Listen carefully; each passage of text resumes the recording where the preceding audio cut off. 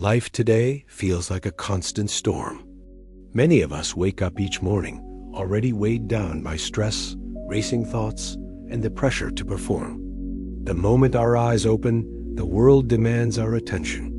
Emails wait, bills pile up, relationships feel fragile, and our bodies carry the silent burden of anxiety.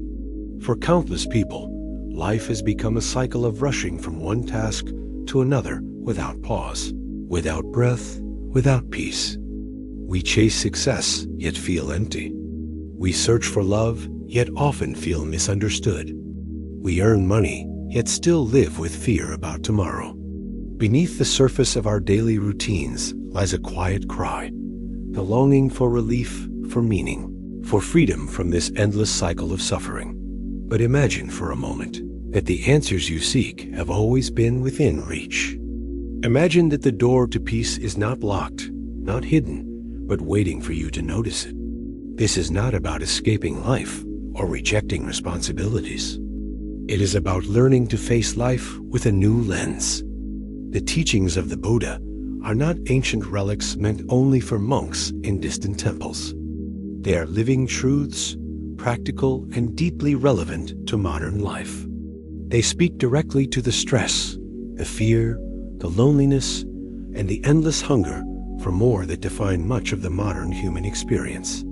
You may think of Buddhist wisdom as something mystical or foreign. In reality, it is simple, clear, and deeply human. It invites us to breathe, to let go, to live with compassion, and to recognize the beauty of impermanence. It is not about dogma. It is not about rituals. It is about freedom, the freedom to step out of suffering and to live with clarity, courage, and love. This journey is not abstract. Each part of what you are about to hear will meet you exactly where you are. Whether you are battling financial pressure, broken relationships, or the silent weight of anxiety, you will find reflections of your own struggle here. And with each struggle, you will also find a door. That door is mindfulness. That door is compassion. That door is the understanding of cause and effect. The realization that you can plant new seeds today and harvest peace tomorrow. Over the next hours, you will walk through 10 chapters, each one a mirror of modern pain and a lantern of timeless wisdom. The rhythm of these words is designed not to rush you, but to carry you, to let your mind settle and your heart open. As you listen, allow yourself to feel the pain that is named. Allow yourself to see the patterns of suffering that bind so many lives. And then step with courage into the solutions offered, not as theory, but as practice, as choices you can make in this very moment. This is more than listening to a teaching. It is an invitation to transformation. The storm of modern life may not stop, but you can learn to be the calm harbor in the middle of it. You can learn to release yesterday's weight, to meet today with gratitude, and to walk into tomorrow with strength and kindness. This journey is about discovering that peace is possible, not tomorrow, not when life is perfect, but here, right now, in the middle of your imperfect and beautiful human life.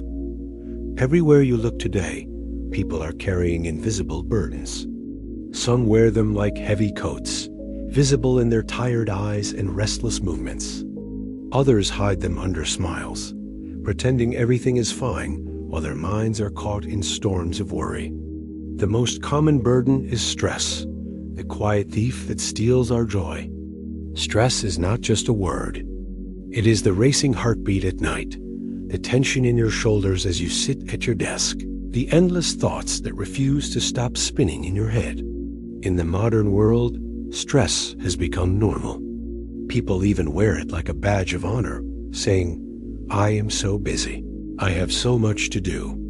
But behind those words is exhaustion, fear, and a hunger for peace. Think about the last time you felt overwhelmed. Perhaps it was when bills arrived and you were unsure how to pay them. Perhaps it was when your boss demanded more work while you were already drowning. Or maybe it was when your phone buzzed nonstop with notifications and you felt like there was no space left for your own breath. In those moments, you may have thought, This is just life. This is how it has to be. Yet deep down, a part of you knows it cannot continue this way forever. Stress does not only live in the mind, it seeps into the body. It affects your sleep, your appetite, your health. The body carries what the mind cannot release. Doctors speak of high blood pressure, heart disease, and chronic pain, but often the root is the same: an overloaded mind and an unhealed heart. The modern pace of life demands more than human beings were designed to handle. Our ancestors woke with the sun, worked with their hands, and rested with the moon. Today, we wake to alarms, work under fluorescent lights, and keep our minds lit long past midnight with glowing screens. The nervous system never rests. The mind never stops. And so the soul grows weary. Imagine your mind as a cup of water. Each responsibility, each demand, each worry is a drop falling into the cup. At first the cup holds it. Then it grows full. Finally, it spills over. That spilling over is the panic attack, the breakdown, the sharp words spoken in anger, the tears behind closed doors. Many people live at the edge of overflow every single day. And yet, no one teaches us how to empty the cup. The culture tells us to push harder, to grind, to ignore the trembling in our chest. But there is another way. Ancient wisdom whispers of it. Buddhist teaching calls it mindfulness, the art of being present. To live mindfully is not to run away from stress, but to see it clearly, to breathe into it, to notice that the storm outside does not have to become a storm inside. The Buddha once said that pain is inevitable, but suffering is optional. This truth means that while challenges will come, the way we hold them determines whether they break us or teach us. Stress itself is not the enemy. Our relationship with stress is the key. Imagine you are holding a glass of water. Hold it for a moment and it feels light. Hold it for an hour and your arm aches. Hold it for a day and the weight feels unbearable. The water has not changed. Only the time you spent clinging to it has. Stress works the same way. The longer we hold it without release, the heavier it becomes. Buddhist practice invites us to put the glass down, even for a moment. That pause, that letting go, allows the body and mind to rest. The modern world rarely gives us permission to pause. We are expected to be productive, available, efficient. But mindfulness is the radical act of saying, I will pause anyway. It is sitting for 1 minute with your breath before answering the next email. It is walking slowly from your car to your front door instead of rushing. It is choosing to notice the warmth of the sun on your face, even when the day feels cold. These moments do not erase stress, but they change your relationship with it. You begin to see that the storm is not everything. There is still calm beneath the waves. In Buddhism, the image of the lotus is powerful. The lotus grows in muddy water, yet it rises above the mud, clean and beautiful. Stress is the mud of modern life. It surrounds us, it feels heavy, and yet within that same mud, the possibility of awakening grows. You too can rise above the mud without rejecting it. You can let stress be the soil that teaches you resilience, compassion, and strength. The path is not about escaping life, but about living it differently. When you bring awareness to your stress, you also discover the stories you tell yourself. You may believe, I am not enough. I must do more. I must prove my worth. These stories fuel the fire of stress. But when you pause and breathe, you see that they are only thoughts, not truths. They are clouds passing across the sky of your mind. And beyond the clouds, the sky remains clear and vast. Stress shrinks your world. It convinces you that the problem before you is the whole universe. Mindfulness expands it again. It shows you that one difficult conversation is not your entire life, that one unpaid bill does not erase all your blessings, that one failure does not define your worth. Step by step, you reclaim perspective. The Buddha taught that clinging creates suffering.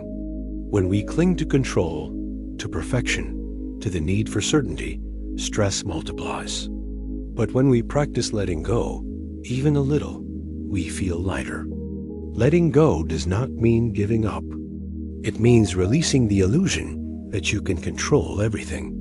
It means trusting that you can meet life as it is, not only as you wish it to be. Many people fear that if they slow down, if they let go, everything will fall apart. But the truth is that everything is already falling apart because that is the nature of life. Seasons change. Bodies age. Plans shift. To resist this truth is to live in constant battle. To embrace it is to live in peace. Think of a river. When you fight the current, you exhaust yourself. When you learn to float, the same water carries you. Stress is the current. Asterisk mindfulness teaches you to float. You may still face challenges, but you face them with energy preserved, with clarity in your mind, with compassion in your heart. If you pause and reflect, you may notice that many of the things you stressed about in the past resolve themselves.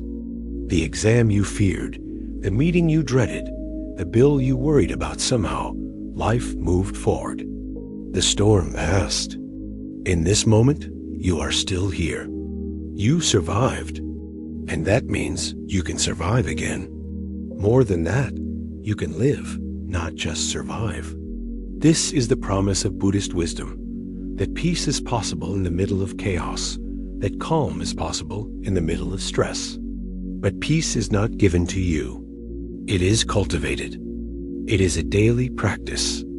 Each breath you take with awareness is a seed. Each moment of kindness toward yourself is water. Each act of letting go is sunlight. Over time, a garden grows where once there was only mud. Stress does not vanish, but it no longer rules you. Instead, it becomes the soil in which your awakening blooms. This first step may feel small, sitting with your breath for 1 minute, whispering to yourself, "I let go," but small steps are powerful. A journey of 1,000 miles begins not with a leap, but with a single step. And with each step, you move closer to freedom. As you walk this path, remember you are not alone. Countless people across the world are learning to put down their heavy loads, to pause, to breathe, to live more fully. You are part of this larger movement, this quiet revolution of peace in a noisy world. The Buddha once said that no one saves us but ourselves. Yet he also taught that the path is walked together. In sharing these teachings, you walk beside others who also long for relief. Together, we create a field of compassion, strong enough to hold our individual struggles. And so the question becomes not, how do I escape stress? But rather, how do I live wisely within it? The answer lies not in chasing a perfect life, but in meeting life as it is, moment by moment, with awareness and compassion. Stress loses its power when you stop fighting it and start listening to it. It becomes a teacher, guiding you back to balance, to clarity, to presence. Stress has many faces. Sometimes it comes as loud chaos, the blaring horn in traffic, the endless emails, the arguments that leave you shaking. Other times it is silent, like a shadow that follows you everywhere. It lives in your chest as a tightness you cannot explain. It lingers in your mind at 3 a.m, whispering about mistakes you made years ago and fears of what tomorrow might bring. Stress is both external and internal. The world outside may create the pressure, but it is inside where the real battle is fought. And often, the cruelest voice is not from others, but from ourselves. How many times have you told yourself, "I am not good enough. I should be stronger. I should be able to handle this"? These words cut deeper than any insult from the outside world. They chain you to an endless cycle of striving, never allowing you to rest, never letting you feel whole. Buddhist wisdom shines a light on this hidden struggle. It reminds us that suffering is not only caused by what happens to us, but by the stories we attach to those events. A harsh word may last a second, but if you replay it in your mind 1,000 times, it becomes 1,000 wounds. The mind is powerful, but without training, it becomes like a wild horse, running in all directions, dragging you through pain again and again. The practice of mindfulness is like gently holding the reins. It does not mean you stop the horse from moving. It means you guide it with awareness. You see the thought rise. You see the worry form. You acknowledge it without judgment. And then you let it pass. This shift changes everything. A thought that once ruled your entire day now becomes like a cloud floating across the sky. It is there, but it does not control you. Consider the story of a monk who carried a heavy bucket of water up a hill each morning. One day, his teacher asked why he looked so tired. The monk explained the difficulty of carrying the bucket. The teacher smiled and said, "The bucket is heavy, but your clinging to the burden makes it heavier." The monk realized that his suffering was not only in the act, but in the way he held it with resistance, with resentment. Stress works in the same way. It is heavy, but our clinging multiplies the weight. When you practice letting go, you discover lightness even in difficult circumstances. Letting go does not mean you stop caring. It does not mean you walk away from your responsibilities. It means you approach them with a different heart. Instead of saying, "I cannot handle this, this is too much," you say, "This is here, and I will meet it one step at a time." In that acceptance, the burden softens. One of the deepest teachings of Buddhism is impermanence. Everything changes. Nothing lasts forever. At first, this truth may feel unsettling. We want stability, certainty, guarantees. But impermanence is also the very key to freedom. Stress feels eternal when you are inside it. It convinces you that the pressure will never end, that the weight will crush you forever. But impermanence whispers another truth. This moment will pass. The tension in your chest will ease. The storm in your mind will quiet. Just as no wave stays forever on the shore, no stress lasts forever in the heart. By remembering impermanence, you open a door to hope. You learn to breathe through the moment rather than believe it will define your life. Think of the sky again. Storm clouds may gather, lightning may flash, thunder may roar. But the storm cannot erase the sky. The sky remains vast and untouched. Your true self is that sky. Stress is the storm. When you forget the sky, the storm feels endless. When you remember the sky, you see that the storm is only passing through. This vision transforms not only how you face stress, but how you live. You begin to see that nothing you face is permanent, not your fears, not your failures, not even your greatest pain. All things arise and all things fade. In that truth lies freedom. Still, the mind resists. It says, "If I let go, everything will fall apart." This fear is powerful. Yet the more you cling, the more you suffer. Imagine holding sand in your fist. The tighter you grip, the more it slips away. Life works the same way. The more you cling to control, the more fragile you feel. The more you learn to open your hand, the more peace flows in. Letting go is not weakness. It is the greatest strength. It takes courage to trust that life will carry you, that you can walk step by step without needing to see the entire path. Stress often comes from the need to know, to plan, to guarantee outcomes. But Buddhist practice invites you to release the need for certainty and to rest in the present moment instead. You do not need to solve tomorrow today. You only need to breathe now. And in that breath, there is already freedom. Practical steps matter here. Stress cannot be dissolved by philosophy alone. You must practice. Begin with one mindful breath in the morning. Feel the air enter your body. Feel it leave. Whisper to yourself, "This moment is enough." During the day, pause before answering your phone. Take one slow sip of water, aware of the coolness, the gift of it. At night, before sleep, release the day with gratitude. I have done what I could. I let go. These are not grand rituals. They are small acts of awareness that retrain your mind and calm your heart. Over time, the nervous system learns a new rhythm. The body rests. The mind softens. The heart opens.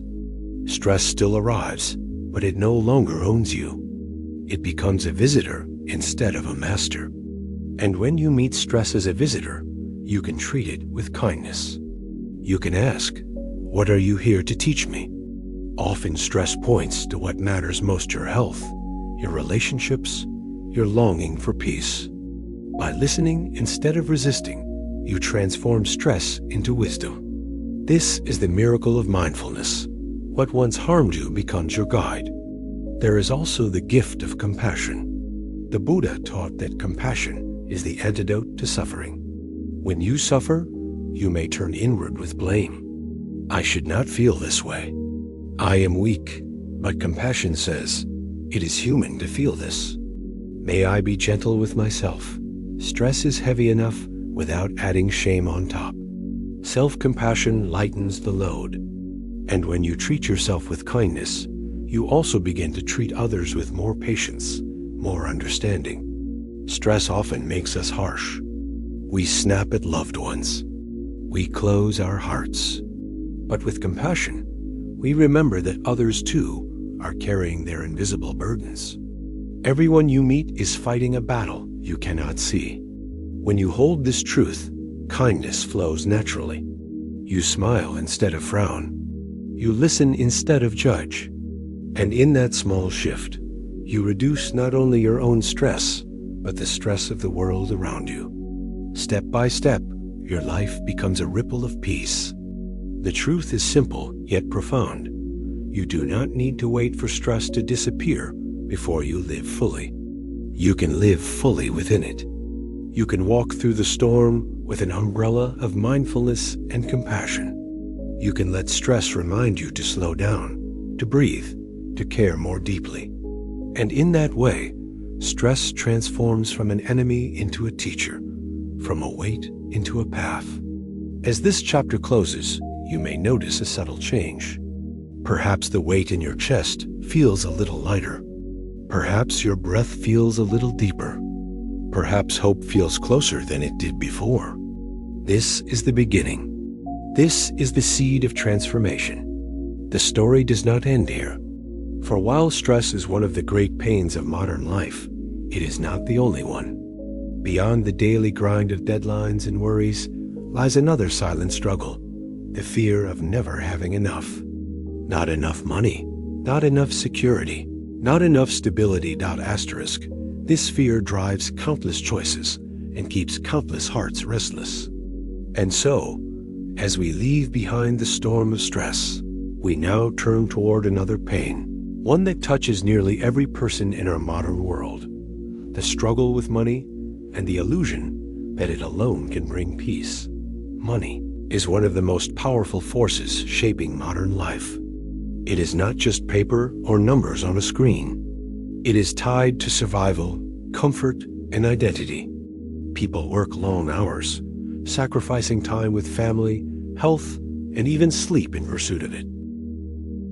For many, money feels like oxygen necessary for every breath.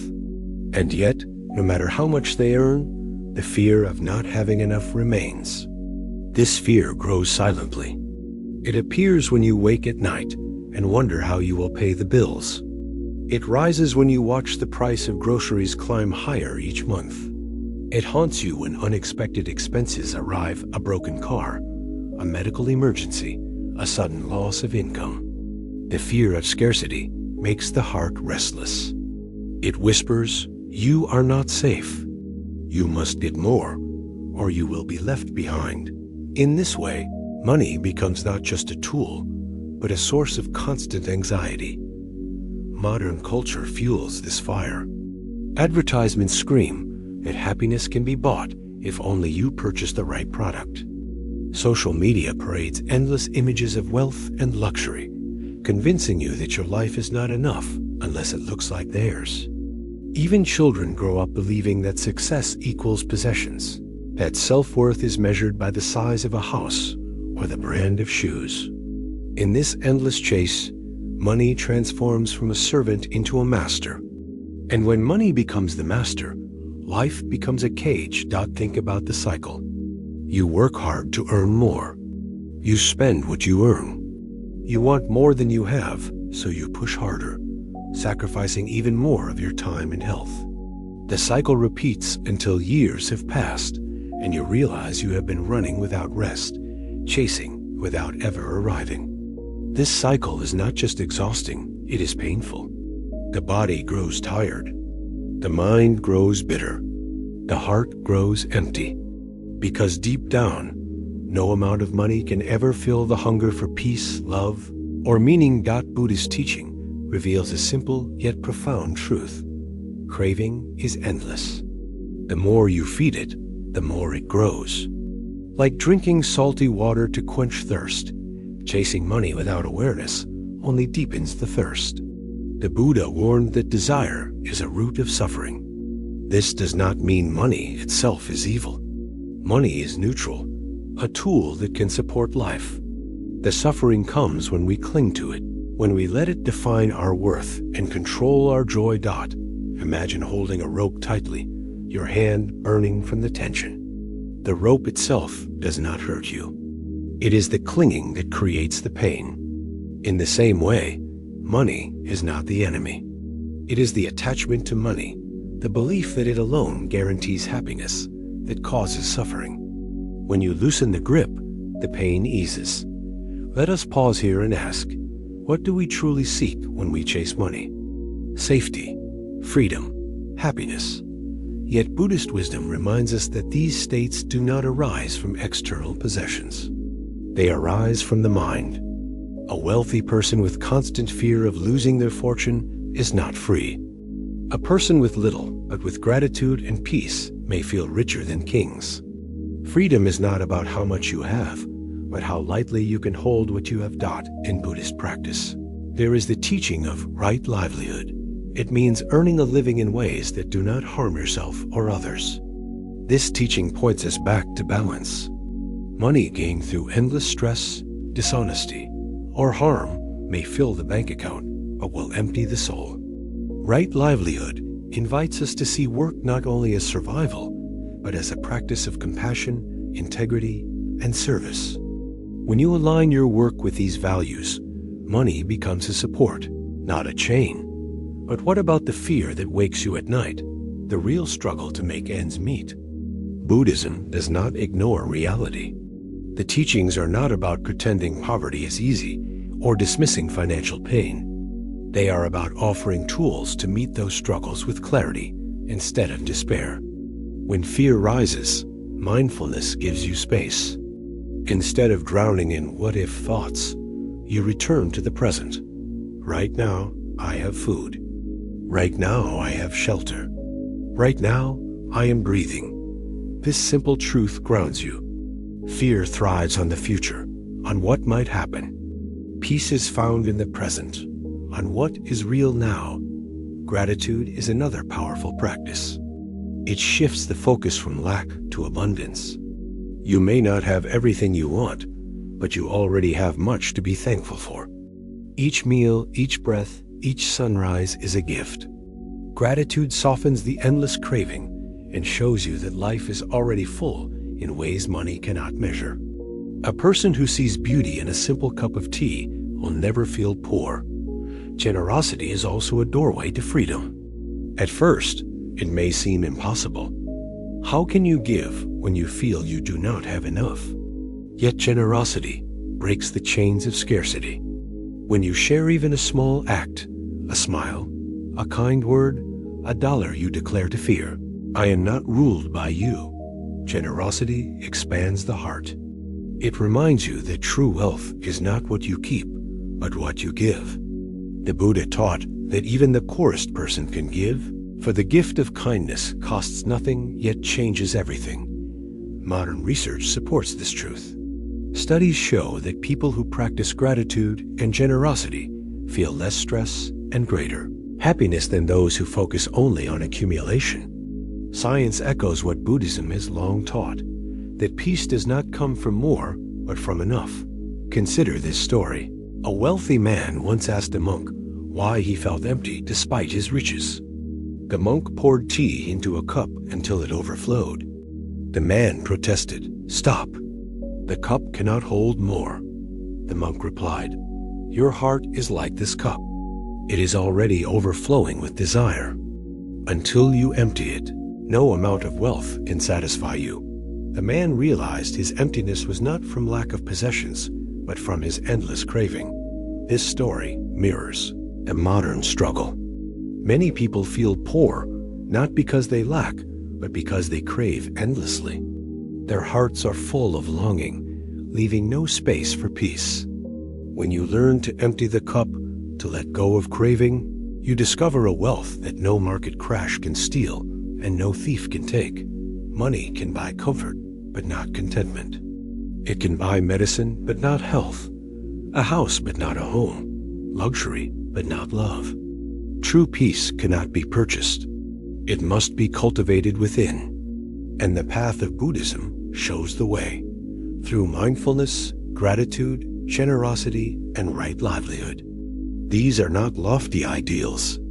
They are practical steps. You may begin by noticing how you think about money. Do you see it with fear? With greed? With gratitude? Each thought shapes your experience. If you treat money as a tool, you will use it wisely. If you treat it as a master, it will rule you. The next time you feel the grip of financial anxiety, pause, breathe, whisper, "I have enough in this moment." Then choose one act of generosity, however small. Share what you can. Let that act remind you of your freedom. Step by step, you will see that while money is important, it is not everything. Peace does not wait for wealth. Peace waits for awareness. And yet, money is not the only source of struggle in human life. Beyond the anxiety of finances lies another pain just as deep, the pain of relationships. For even if you have all the money you need, what is it worth if your heart feels alone, if your connections are broken, if love feels out of reach? This is where the next part of our journey will lead, into the fragile world of human relationships and the wisdom that can heal them. Money promises freedom, yet so often it delivers chains. People believe that with enough savings, they will finally rest. But when the savings come, rest never follows. Instead, a new worry appears. What if I lose it? What if it is not enough? What if tomorrow brings disaster? The mind becomes a prison guard, pacing back and forth, always watching, never sleeping. In this way, wealth can create as much fear as poverty. The poor fear they will not have enough. The rich fear they will lose what they have. Both are trapped by the same chain, attachment. This attachment shows up in many ways. Parents push themselves to exhaustion, working overtime so their children can have more than they had.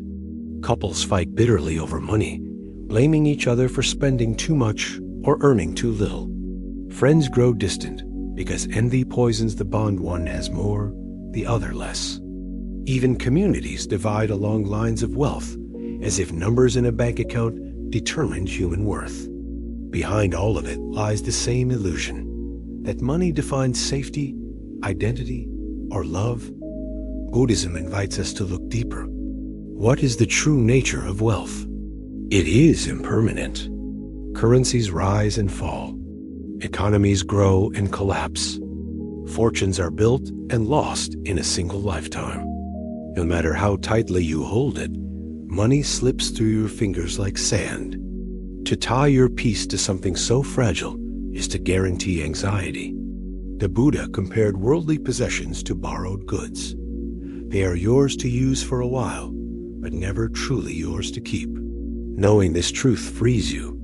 You can use money wisely without worshiping it, save it without clinging, spend it without fear, share it without regret. There is also the matter of value. Modern culture tells you that value equals accumulation. But Buddhist wisdom turns the equation upside down. Value is not measured by how much you take, but by how much peace you create for yourself and others. A person who earns modestly, but lives with mindfulness and kindness, may be wealthier in spirit than the billionaire who cannot sleep. This does not mean poverty is romantic or suffering is noble. It means peace cannot be bought. It must be cultivated.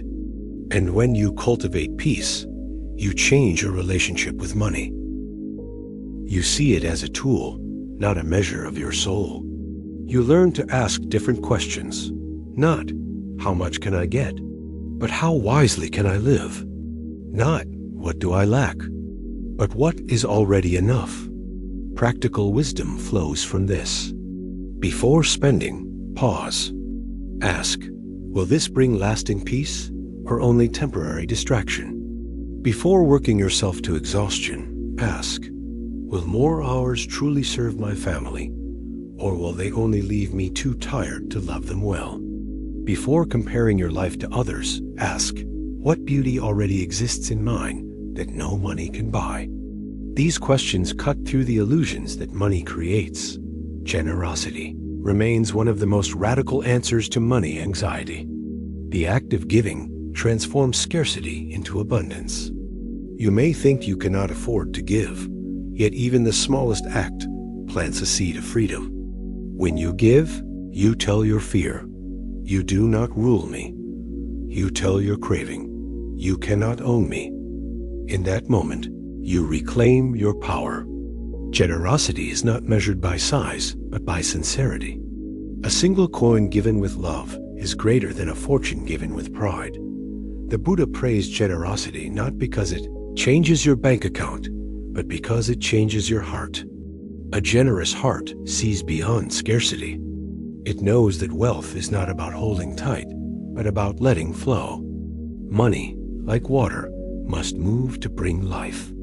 Hoard it and it stagnates. Share it and it nourishes. Still, the journey with money is not only about personal peace. It is also about the relationships it shapes. How many marriages end with bitterness because of financial stress? How many friendships crumble because of jealousy? How many families fracture over inheritance? Money may seem like numbers, but those numbers cut deep into the fabric of human connection. And so, the story of money is never just about money. It is about love, trust, and the bonds that hold us together. Here, Buddhist wisdom again offers guidance. It teaches that harmony is more precious than gold. Compassion is a wealth greater than jewels. When two people argue over money, the real loss is not financial. It is the loss of kindness, the erosion of respect. To practice mindfulness with money is also to practice mindfulness with people. It is to ask, how can I use this resource to nurture connection rather than destroy it? How can I place love above numbers? The practice of right view reminds us to see clearly. Money cannot heal a broken relationship. A gift may buy a smile for a moment, but it cannot restore trust. True healing requires presence, forgiveness, and compassion. In this way, money is a mirror. It reveals where our hearts cling, where our fears live, and where our love falters. If we are willing to look honestly, money becomes a teacher rather than a tyrant. The modern struggle with money is universal. Whether in a small apartment or a grand mansion, human beings face the same question: will I ever feel enough? The answer does not lie in numbers, but in wisdom. Enough is not found in accumulation, but in awareness. Enough is a choice, a perspective, a practice. And when you practice enough, the fear begins to loosen. You no longer live trapped in the illusion of scarcity. You begin to see that true security lies not in your bank account, but in your heart's capacity to rest in the present, to find joy in simplicity, to walk gently with gratitude. This is the true wealth Buddhism points to. As we close this chapter on money, let us not see it as an ending, but as a turning. For even if financial fear eases, another struggle waits. Human life is woven not only from material needs, but from emotional bonds. Relationships bring both our greatest joy and our deepest pain. They lift us when they are whole and break us when they are torn. And just as stress and money test the human spirit, so too does love, friendship, and family. Our next step will walk into this tender territory where hearts collide, where longing meets disappointment, and where Buddhist wisdom again lights the way. Relationships are at the center of human life. They can bring the deepest joy, but also the sharpest pain. A single kind word from someone you love can make your whole day shine. Yet a single careless word can wound you for years. We are born into relationships, parent and child, sibling and sibling.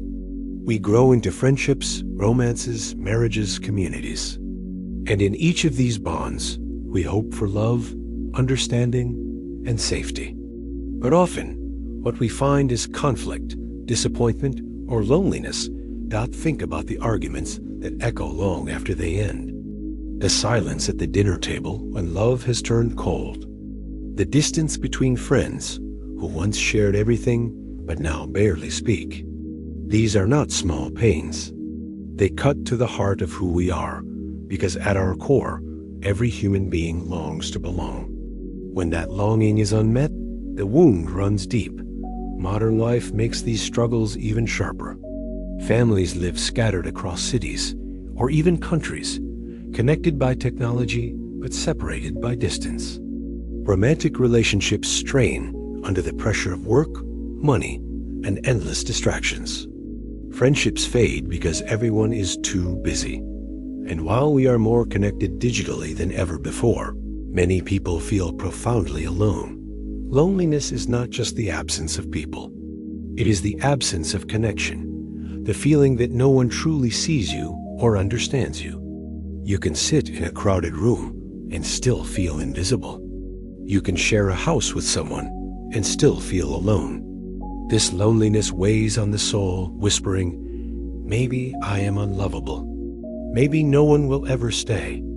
These thoughts feed suffering, just as surely as hunger feeds weakness in the body. Buddhist teaching reminds us of a vital truth. All relationships are impermanent. This can sound harsh at first. We want love to last forever, friendships to never change, families to remain whole. But life shifts. People grow, circumstances change, even the strongest bonds face endings. Impermanence does not mean love is meaningless.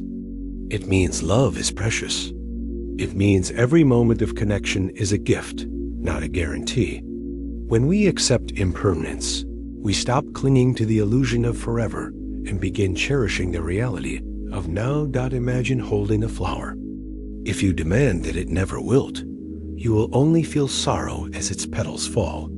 But if you accept that it will bloom for a time and fade in its season, you can enjoy its fragrance fully while it lasts. Relationships are like that flower. They are beautiful, fleeting, and worthy of deep appreciation. Yet pain still arises when relationships falter. Betrayal, rejection, and loss can feel unbearable. The Buddha taught that suffering comes not only from what happens, but from our response to it. When we cling to anger, replay old wounds, or demand that others meet our expectations, we multiply our suffering. But when we practice letting go, compassion, and forgiveness, the heart finds space to heal. Forgiveness does not mean excusing harm or denying pain. It means releasing the poison of resentment so it no longer poisons you. Anger is like holding a hot coal, waiting to throw it at someone. But in the end, it is your hand that burns. Forgiveness is dropping the coal. It is choosing peace over punishment. This act is not easy, but it is freedom. Mindfulness in relationships means learning to listen, not just to words, but to the heart beneath them.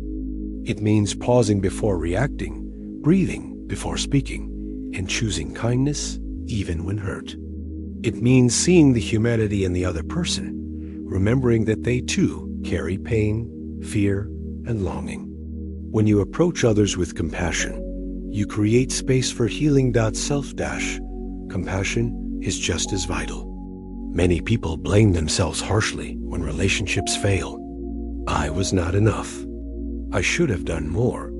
But Buddhist wisdom teaches that suffering is part of the human condition, not a sign of personal failure. You are not broken because you feel pain. You are human. Treat yourself with the same gentleness you would offer a dear friend. Speak kindly to your own heart. Give yourself permission to heal. Relationships also teach us about attachment. We often cling to others, believing our happiness depends entirely on them. If they love me, I am worthy. If they leave, I am nothing. This is a dangerous illusion.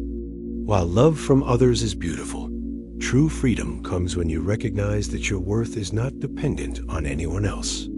You are whole already. You are enough already. Love from others adds joy, but it does not create your value. When you hold relationships with open hands rather than clenched fists, you allow love to flow freely. You give space for others to be themselves, not versions of who you demand they be. You also give yourself space to grow, to change, to learn. This openness creates healthier, more authentic bonds. Buddhism also highlights the power of loving kindness meditation. In this practice, you silently repeat phrases of goodwill. May I be safe. May I be happy. May I be healthy. May I live with ease. Then you extend the same wishes to others, loved ones, strangers, even those who hurt you. This practice softens the heart, melts walls of resentment, and reminds you of the shared humanity that connects all beings. It does not erase conflict, but it changes how you carry it. Consider this truth. Every person you meet is seeking the same things: safety, love, peace. Even those who lash out in anger are often acting from fear or pain. When you see this, compassion becomes possible. You may still set boundaries. You may still walk away from toxic situations, but you do so with clarity, not hatred. You protect your peace without poisoning your heart. In modern relationships, communication is another root of suffering. Misunderstandings arise from unspoken expectations, from assuming rather than asking, from reacting rather than listening. Mindfulness teaches us to slow down and truly hear, not to plan our reply while the other speaks, but to listen with openness. In that pause, much healing can occur. This journey into the pain and healing of relationships is not abstract. It touches daily life, the argument with your partner, the distance with your teenager, the disappointment in a friendship, the grief of a loved one lost. Each of these moments is real. Each carries its own sorrow, but each also holds within it the possibility of awakening if we are willing to meet it with awareness, compassion, and courage. And yet, relationships are not the only source of inner struggle. Even when love surrounds us, the mind can still be restless. Anxiety, that constant hum in the background, affects millions. It robs sleep, weakens health, and clouds the heart. As we leave the tender world of relationships, we now step toward this silent shadow, the modern epidemic of anxiety, and the Buddhist wisdom that can ease its grip. Love, family, and friendship are supposed to give us strength, yet so often they become the very source of pain. A parent may give everything to their child, only to feel unappreciated. A spouse may remain loyal, only to face betrayal. A friend may share years of laughter, only to vanish when life becomes difficult. These experiences leave scars that are not visible, but that ache within the heart for years. They feed the question we are often too afraid to ask: am I truly worthy of love? The Buddha's wisdom reminds us that this longing for permanence in relationships is natural, but it is also the root of much suffering. We crave certainty, a partner who will never leave, a friend who will never change, a family that will never fracture. But impermanence touches all human bonds. To deny this truth is to live in constant disappointment.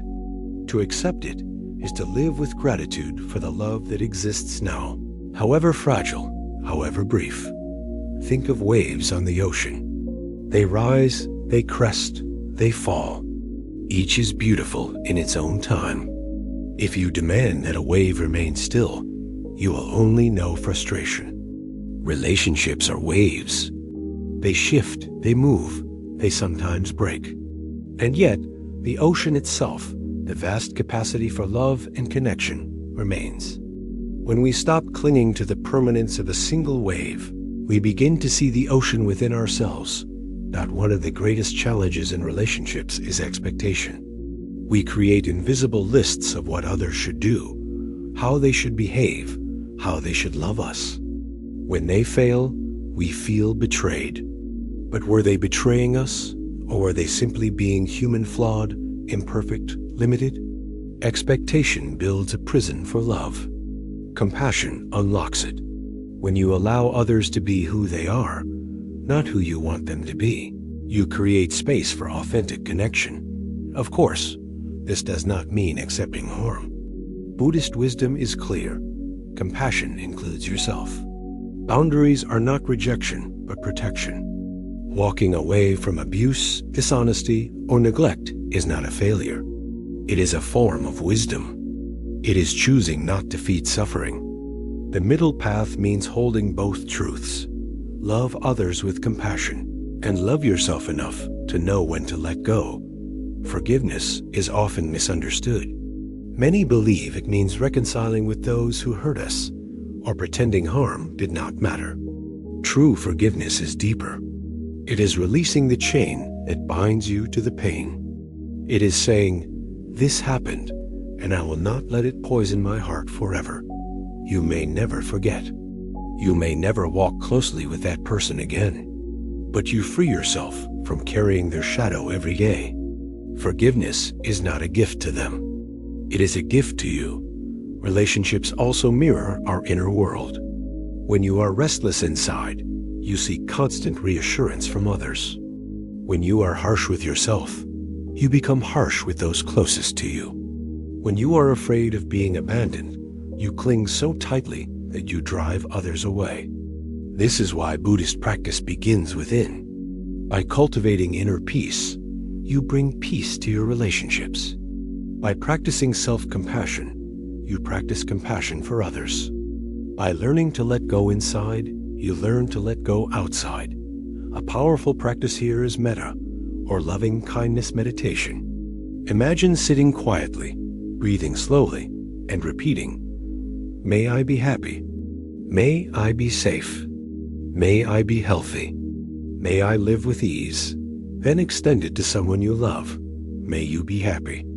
May you be safe. Then extend it further, to a stranger, to someone who hurt you, even to all beings. This practice stretches the heart until it includes not only those who please us, but all who share this human journey. Over time, resentment softens, compassion grows, and relationships begin to heal.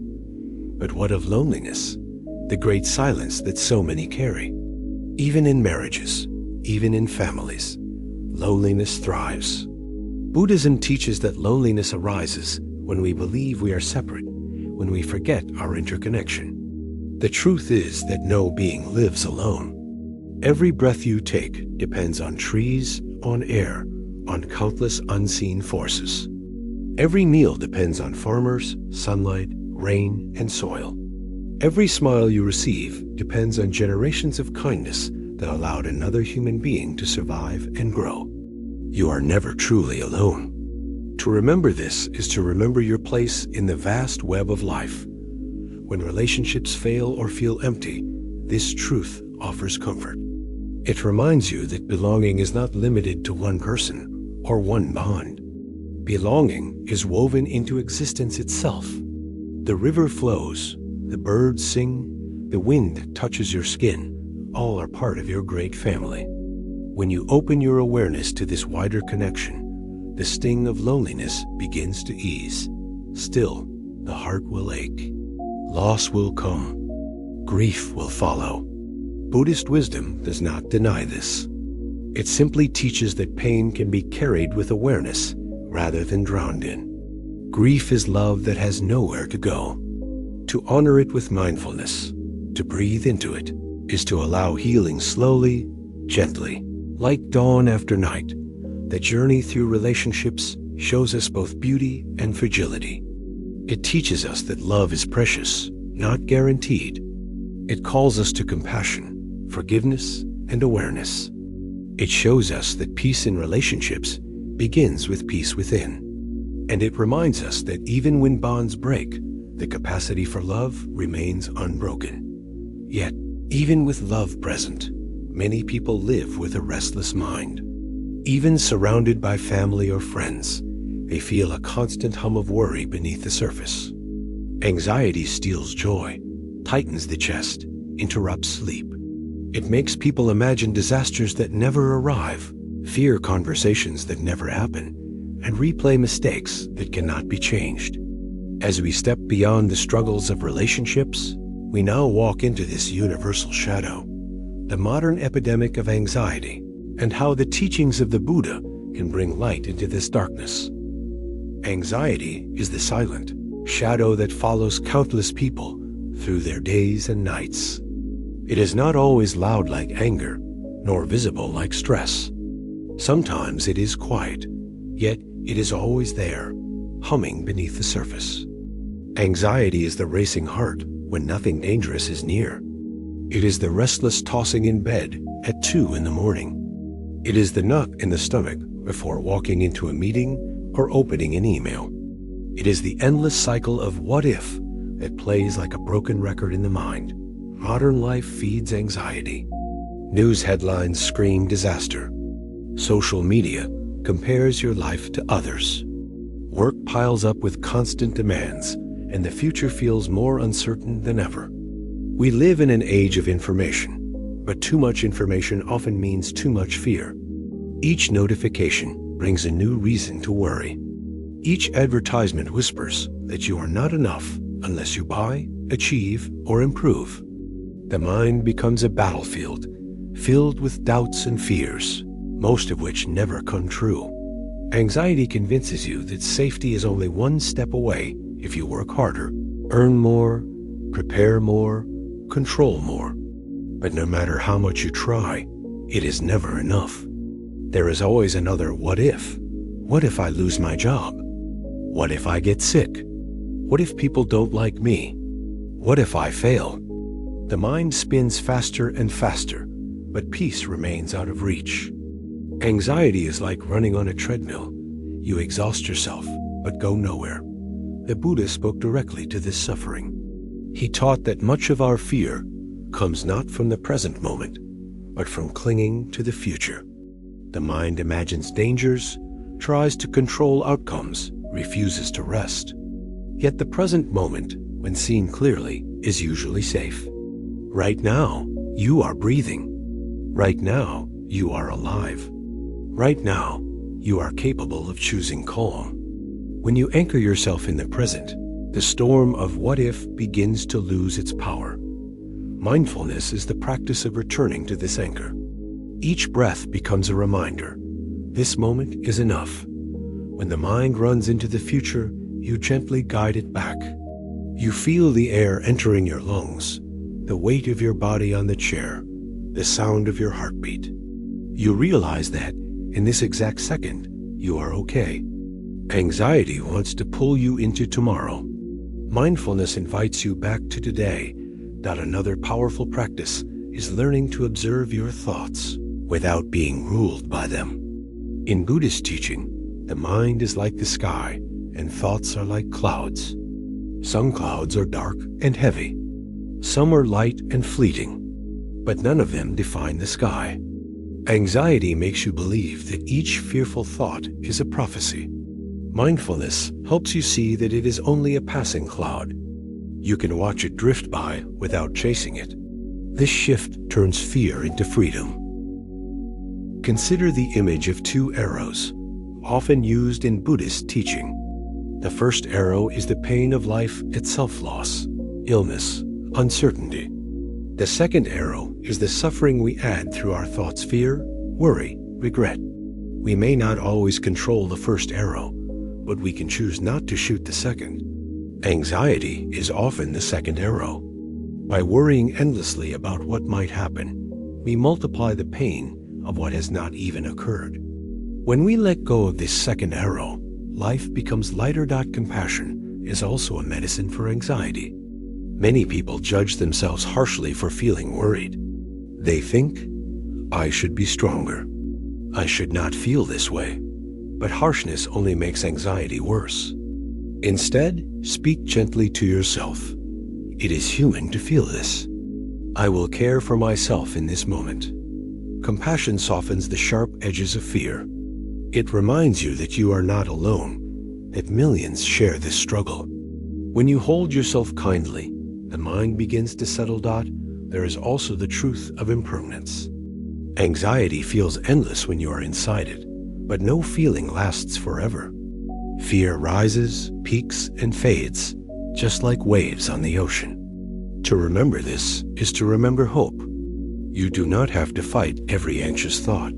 You only need to ride the wave until it passes. With practice, you begin to trust that calm will return, just as day always follows night. A practical step is to create small rituals of presence. Begin your morning not with the phone, but with 3 deep breaths. Pause during the day to notice one thing you see, one thing you hear, one thing you feel. At night, place your hand on your heart and whisper, I am safe in this moment. These rituals train the nervous system to relax, to remember calm, to return home to the body. Over time, the habit of worry weakens, and the habit of peace grows stronger. The Buddha also taught the importance of right view, seeing reality clearly. Anxiety often distorts reality, painting worst-case scenarios as if they are certain. Right view reminds us that the future is unknown, that fear is not fact. It invites us to replace, what if everything goes wrong, with what if things go right? What if I can handle whatever comes? This shift does not deny uncertainty, but meets it with courage instead of despair. Anxiety may never disappear completely. It is part of the human condition, but it does not need to rule you. With mindfulness, compassion, and wisdom, you can learn to live with it as a passing visitor rather than a permanent resident. You can learn to breathe even in the storm. You can discover that peace is possible, not by controlling the future, but by resting in the present. And yet, while anxiety is a powerful inner battle, it is often fueled by another modern struggle, the relentless desire for success, achievement, and recognition. Even when fear loosens its grip, ambition can take its place, driving people to chase more, faster, endlessly. As we move forward, we will step into this next pain, the hunger for achievement, and explore how Buddhist wisdom can show us a path beyond the endless race. Anxiety wears many masks. For some, it looks like constant restlessness, the inability to sit still, the need to check the phone again and again, the feeling that something terrible is about to happen. For others, it looks like silence, an invisible weight pressing on the chest, making it hard to breathe or even speak. It can be sharp and sudden, like a panic attack that strikes out of nowhere, or it can be slow and steady, a dull hum that follows you through every hour of the day. No matter the form, anxiety drains energy, clouds judgment, and steals joy. Modern society often misunderstands this suffering. People are told, just relax, stop worrying.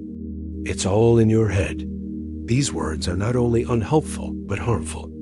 They make the anxious person feel weak or broken. Yet anxiety is not a sign of weakness.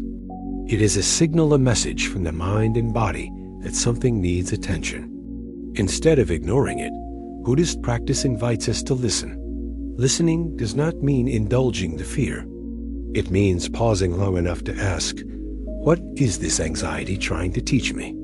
Perhaps it is showing that you are pushing too hard, neglecting rest. Perhaps it is revealing that you are clinging to control in a world that cannot be controlled. Perhaps it is reminding you that you have forgotten to breathe, to be present, to trust the flow of life. When we listen with compassion, anxiety becomes a teacher rather than an enemy. There is also the power of community. Anxiety isolates. It convinces you that no one else feels what you feel. But Buddhist teaching emphasizes Sangha, the community of support. Sharing your fear with others, whether through conversation, group meditation, or simple presence, breaks the illusion of isolation. You discover that your struggle is not unique. Others carry similar burdens. Together, you create a space of safety where healing can unfold. Meditation is often misunderstood as a way to eliminate thoughts. In truth, it is a way to change your relationship with them. When you sit in silence, focusing on the breath, thoughts of fear will arise. At first, you may feel frustrated. Why can't I stop worrying? But the practice is not about stopping. It is about noticing. Each time you observe a thought without attaching to it, you weaken its grip. Over time, the mind learns a new pattern, not to cling, not to fear, but to flow. Consider the metaphor of a river. Anxiety is like debris floating on the surface, leaves, sticks, even storms of mud. The river does not cling to them. It carries them downstream. Your thoughts are the same. When you allow them to pass instead of holding on, you remain clear and steady, like the deeper waters beneath the surface. Compassion-based practices are equally important. Place your hand gently on your chest and say, "It's okay to feel this. I am safe in this moment." These simple words create a sense of grounding. They remind the nervous system that you are not in danger, even if the mind believes otherwise. This act of kindness toward yourself begins to calm the storm. Impermanence again becomes a source of hope. Every wave of anxiety eventually breaks. Every sleepless night eventually gives way to morning. Every tight breath eventually softens. When you remember that nothing lasts forever, you find the courage to endure. You stop believing the lie that this will never end. Instead, you whisper, "This too shall pass." And it does. Daily rituals help anchor this truth. You might keep a small object in your pocket, a stone, a bead, a string. Each time anxiety rises, you touch it, breathe, and remind yourself of impermanence. Or you might create a practice of gratitude each evening, writing down 3 small blessings. Gratitude redirects the mind from what might go wrong to what is already good. Slowly, anxiety loses its dominance. The Buddhist teaching of the middle way also applies. Anxiety often arises from extremes, trying to control everything or giving up entirely, working endlessly or avoiding all responsibility. The middle way invites balance. It teaches that life is not about perfection, but about harmony. When you live with balance, anxiety finds less ground to grow.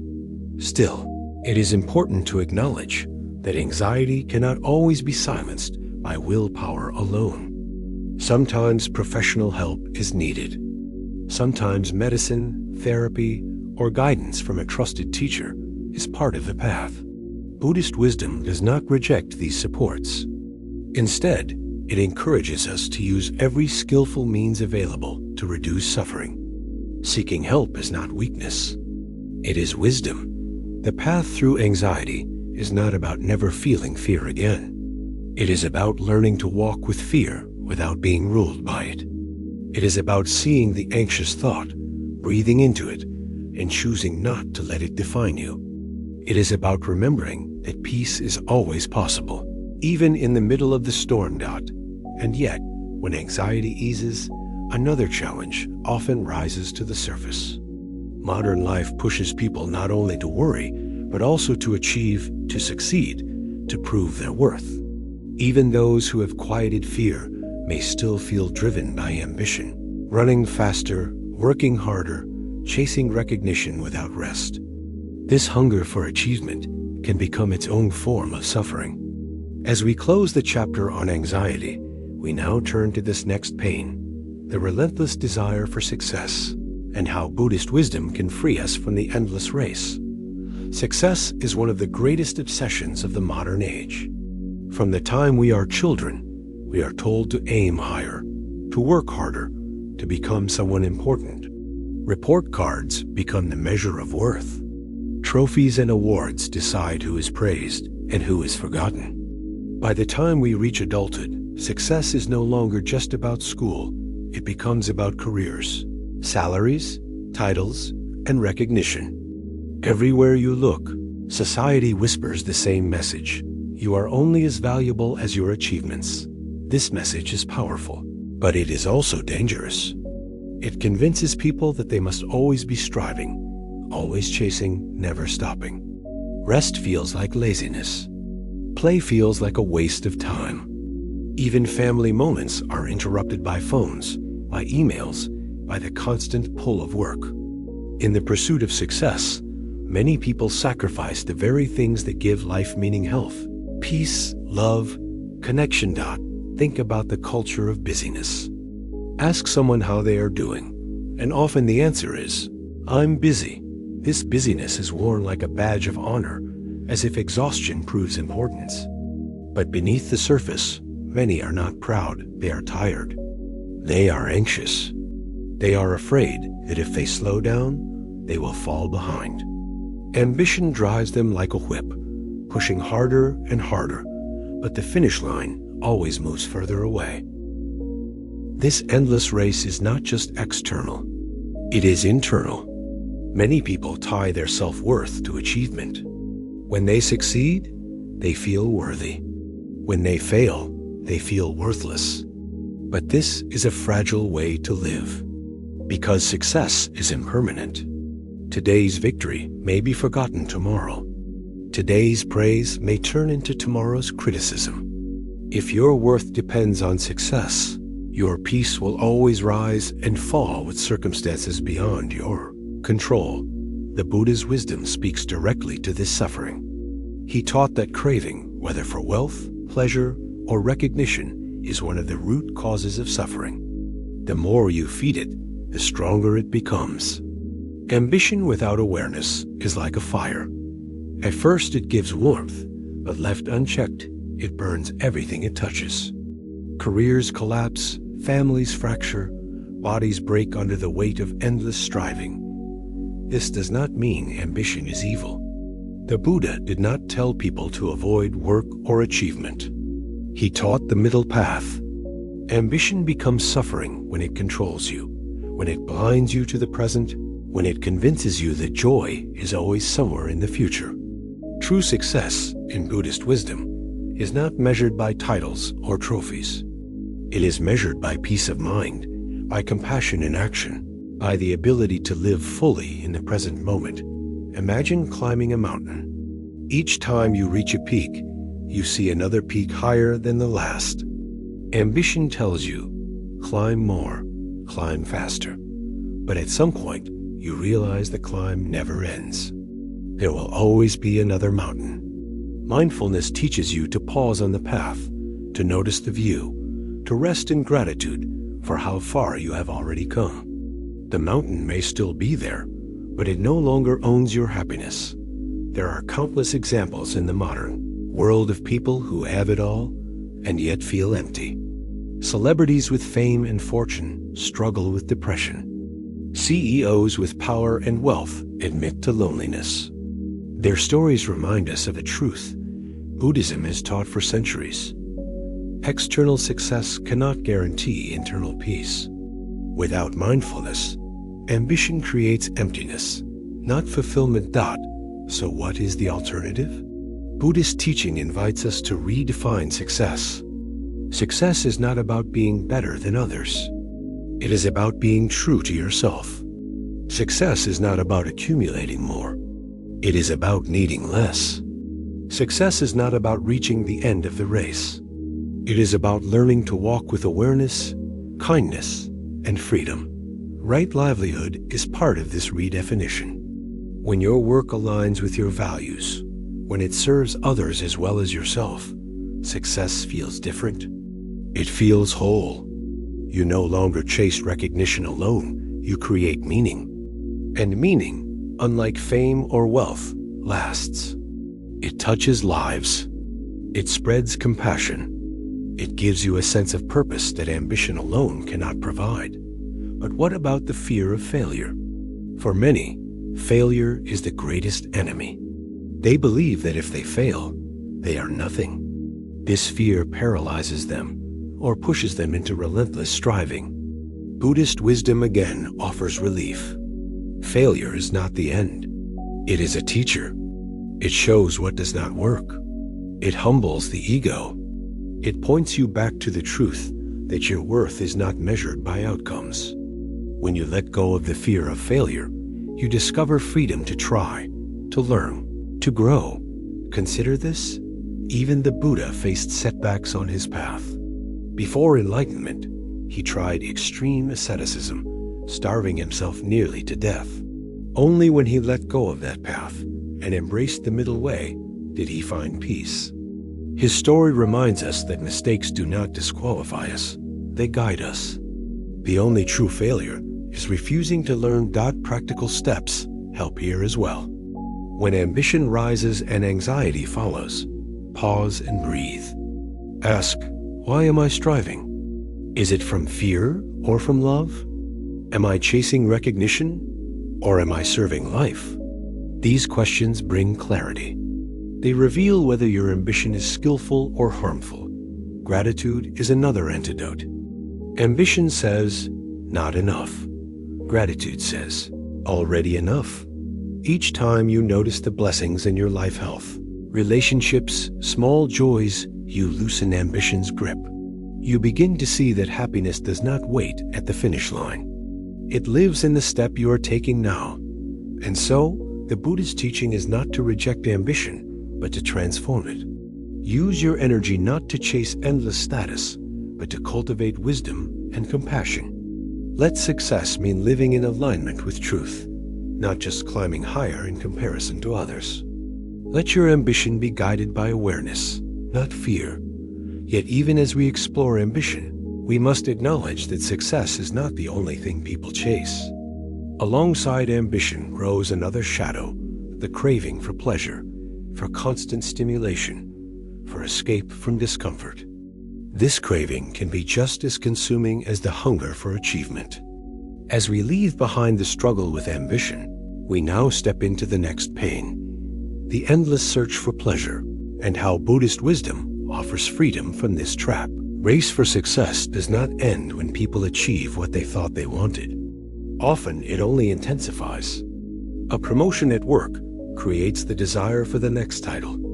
A completed project sparks the pressure for a bigger one. A public recognition leaves the heart craving even more applause. Like a fire that grows the more wood you throw into it, ambition expands with every victory. And with it grows the quiet fear. What if I cannot maintain this? What if I fall behind? What if I am forgotten? This cycle creates exhaustion. Many wake each morning already behind, rushing through the day with little joy, collapsing into bed at night, too tired to rest. They tell themselves, when I finally succeed, I will relax. When I finally reach the top, I will feel at peace. But the truth is that peace never comes this way. Success, when pursued blindly, is like a horizon. You can chase it forever, but you never arrive. The Buddha warned that craving is endless. Just as thirst returns even after drinking water, desire for recognition returns even after achieving it. The problem is not ambition itself, but the illusion that it will bring lasting happiness. Without awareness, people become servants of their ambition, rather than masters of their lives. That we see this in countless lives. The professional who sacrifices health and family for career, only to realize, too late, that no title can replace love. The artist who stops creating for joy and instead creates only for approval, losing the soul of the work. The student who measures worth only by grades, never seeing their own brilliance beyond numbers. Each story reflects the same truth. Success without mindfulness leads to emptiness. So how do we transform ambition rather than reject it? Buddhist wisdom suggests 3 guiding lights: intention, balance, and compassion. Intention asks us to examine the why behind our striving. Are we driven by fear of not being enough, or by a genuine desire to grow and serve? Balance asks us to walk the middle path, not swinging between laziness and obsession, but finding harmony between effort and rest. Compassion asks us to include others in our definition of success, to measure our worth not by what we take, but by what we give. This transformation begins with awareness. Each time you feel the rush of ambition, pause. Ask, will this striving bring peace or suffering? Am I climbing this mountain because it is true to my heart, or because I fear being left behind? These questions shift ambition from blind craving into conscious choice. Gratitude is again a powerful tool. When you focus only on what you have not achieved, the hunger grows stronger. When you notice what you have already been given, ambition softens. You begin to see that your life already holds success in the love you share, the lessons you've learned, the moments of stillness that no trophy can replace. Gratitude turns the race into a walk, reminding you to breathe, to notice, to rest. Another practice is equanimity, the ability to remain steady, whether praised or criticized, whether winning or losing. When you practice equanimity, you are no longer a slave to success or failure. You accept both as passing experiences, like weather shifting through the sky. This steadiness frees you. It allows you to strive without clinging, to achieve without losing yourself, to fail without falling apart. There is a famous teaching: better to conquer yourself than to win 1,000 battles. The world celebrates external victories, but the Buddha celebrated inner ones. To conquer greed, fear, and ego is the greatest success. No one can take it from you. No title or trophy compares to the peace of mastering your own mind. Still, ambition often disguises itself as necessity. People say, I must push harder, or my family will suffer. I must succeed, or I will not survive. There is truth in the need for effort, but there is also illusion in the belief that endless striving alone creates safety. True security comes from wisdom, not exhaustion. It comes from seeing clearly what matters most. If success costs your health, your peace, or your relationships, is it truly success? The Buddhist path teaches us to live with purpose rather than pressure. Purpose is rooted in values, in service, in love. Pressure is rooted in fear, in comparison, in ego. Purpose brings joy even in small steps. Pressure steals joy even from great accomplishments. When you shift from pressure to purpose, ambition becomes a tool rather than a tyrant. Practical steps can help. Set intentions each morning, not around achievement, but around presence. Today, I will work with focus, but I will also breathe. Today, I will strive, but I will also rest. Today, I will serve, not just succeed. These small reminders change the rhythm of your day. They teach you that success is not only at the finish line, it is in every mindful step along the way. As we reflect on ambition, we see its double-edged nature. It can inspire growth, but it can also create chains. It can fuel creativity, but it can also drain life of meaning. The choice is not to extinguish ambition, but to guide it with wisdom. When ambition is rooted in fear, it leads to suffering. When it is rooted in love and awareness, it leads to freedom. Yet, ambition is only one form of craving. Alongside the hunger for achievement lies another hunger, the craving for pleasure, for escape, for constant stimulation. In a world filled with endless entertainment, endless consumption, endless distraction, people often chase comfort as desperately as they chase success. And so, as we leave behind the struggle with ambition, We now step into another form of modern suffering, the search for pleasure as a way to escape pain, and the Buddhist path that reveals a freedom far deeper than fleeting. Enjoyment. Pleasure is often seen as the answer to suffering. When life feels heavy, people look for escape. Some turn to food, eating not out of hunger, but out of longing for comfort. Others turn to shopping, filling closets with clothes they rarely wear. Many drown their evenings in television, scrolling endlessly through social media, or chasing the next party, the next trip, the next thrill. Some reach for alcohol, drugs, or fleeting sexual encounters. All of it is driven by the same hope, that pleasure will erase the pain, even if only for a moment. Modern culture feeds this hope at every turn.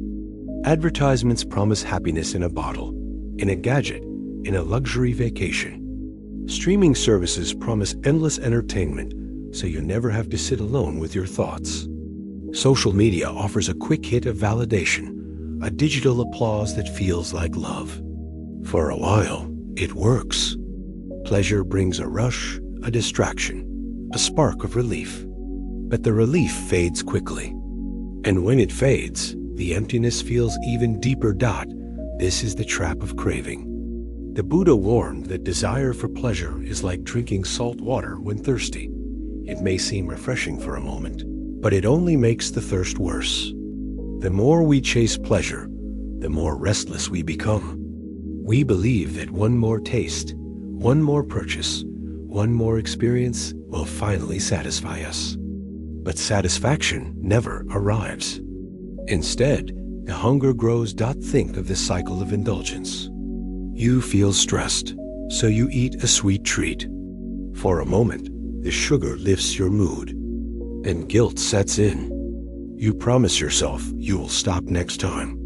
But the next time stress arrives, you reach again. The cycle repeats, leaving not only the original stress, but also shame, regret, and more craving. This is how people become trapped, not by the pleasures themselves, but by the endless grasping for them. The Buddha did not reject pleasure. He enjoyed the taste of simple food, the beauty of nature, the joy of peaceful company. But he warned against attachment. Pleasure is not wrong, but clinging to it creates suffering. When we depend on pleasure to escape pain, we only deepen the pain. True freedom is not in rejecting all joy, but in learning to enjoy without clinging, to let experiences come and go without being enslaved by them. Mindfulness offers a path here. When you eat, eat with awareness. Notice the flavor, the texture, the gift of nourishment. Do not eat to escape, but to honor the body. When you rest, rest with awareness.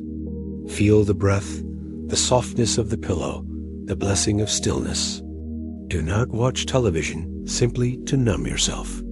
Ask, am I watching to enjoy or to avoid? Mindfulness turns ordinary pleasures into deep gratitude and prevents them from turning into chains. There is also the practice of moderation. The middle way is not denial, but balance. Denial can become another form of clinging to purity, clinging to control.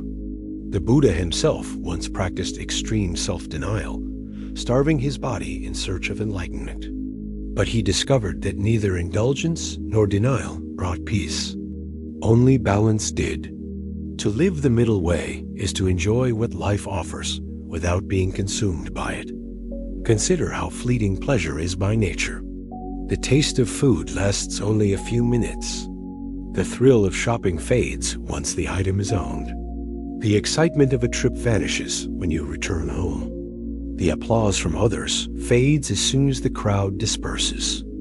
To build your happiness on such fleeting foundations is to build on sand. Mindfulness helps you see this clearly. When you accept impermanence, you no longer demand lasting joy from things that cannot provide it. Instead, you enjoy them for what they are and let them go when they end. The deeper teaching is this: the search for pleasure is often a mask for the avoidance of pain. We distract ourselves so we do not have to face loneliness, fear, or emptiness. But Buddhist wisdom tells us that the only way out is through. When you stop running from discomfort and meet it with awareness, you discover that it is not as unbearable as you feared. Pain, when faced directly, often softens. The mind, when allowed to rest with discomfort, finds resilience. In this way, pleasure loses its power as a constant escape. Generosity and service also counter the craving for pleasure. When you shift focus from "what can I take" to "what can I give," the endless hunger quiets. Helping another person, even in a small way, brings a joy that is deeper than indulgence. It is a joy rooted not in escape, but in connection. It lasts longer because it comes from the heart, not from fleeting sensation. This is not to deny that pleasure feels good. It does. The point is not to reject it, but to see it clearly. To enjoy it without being fooled into thinking it will save you. To welcome it when it comes, and to release it when it goes. In this freedom, you discover a deeper joy, one that does not depend on circumstances.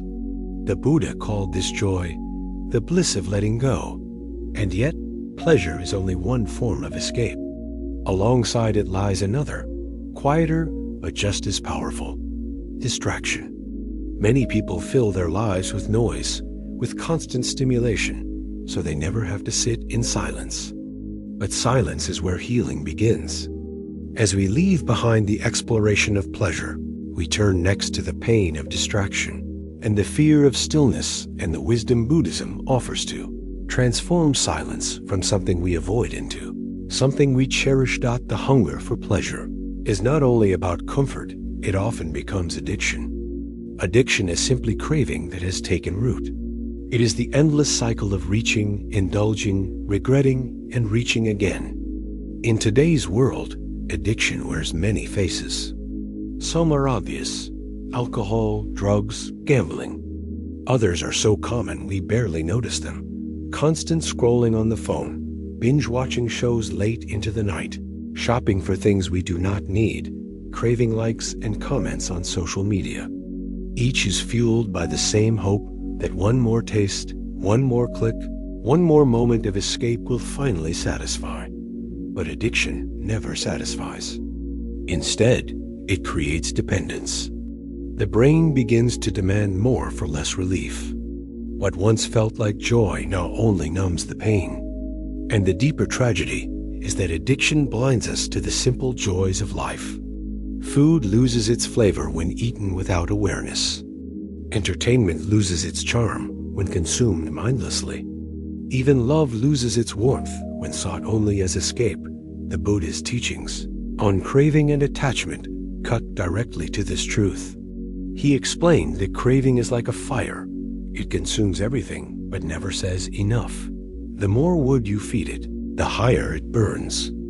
But when you stop feeding the fire, it begins to die down. This is the essence of freedom, not in endlessly chasing new pleasures, but in learning to stop feeding the fire of craving. Does this mean we must reject all pleasure? No. Buddhism is not about cold denial. It is about freedom. Pleasure enjoyed with awareness and balance is part of life. The taste of fresh fruit, the warmth of sunlight, the laughter of friends, these are joys that enrich us. The danger lies not in the pleasures themselves, but in the attachment, the dependence, the illusion that they can solve suffering. Mindfulness practice helps untangle this knot. When you eat, truly taste. When you listen to music, truly hear. When you rest, truly rest. In awareness, even simple pleasures become rich. And because you are present, you no longer need to multiply them endlessly. One mindful sip of tea can bring more peace than 10 mindless cups of coffee. Another teaching is moderation, the middle way. Too much indulgence dulls the spirit. Too much denial hardens the heart. The middle way asks, what is enough? Enough food to nourish, not to numb. Enough rest to restore, not to escape. Enough entertainment to refresh, not to control. In practicing enough, we discover balance. There is also the courage of facing discomfort.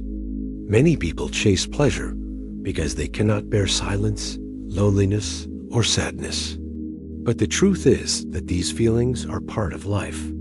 To run from them is to run from yourself. Buddhist meditation invites us to sit with discomfort, to breathe with it, to learn from it. At first, it feels unbearable. But slowly, like ice melting in the sun, discomfort softens when held with compassion.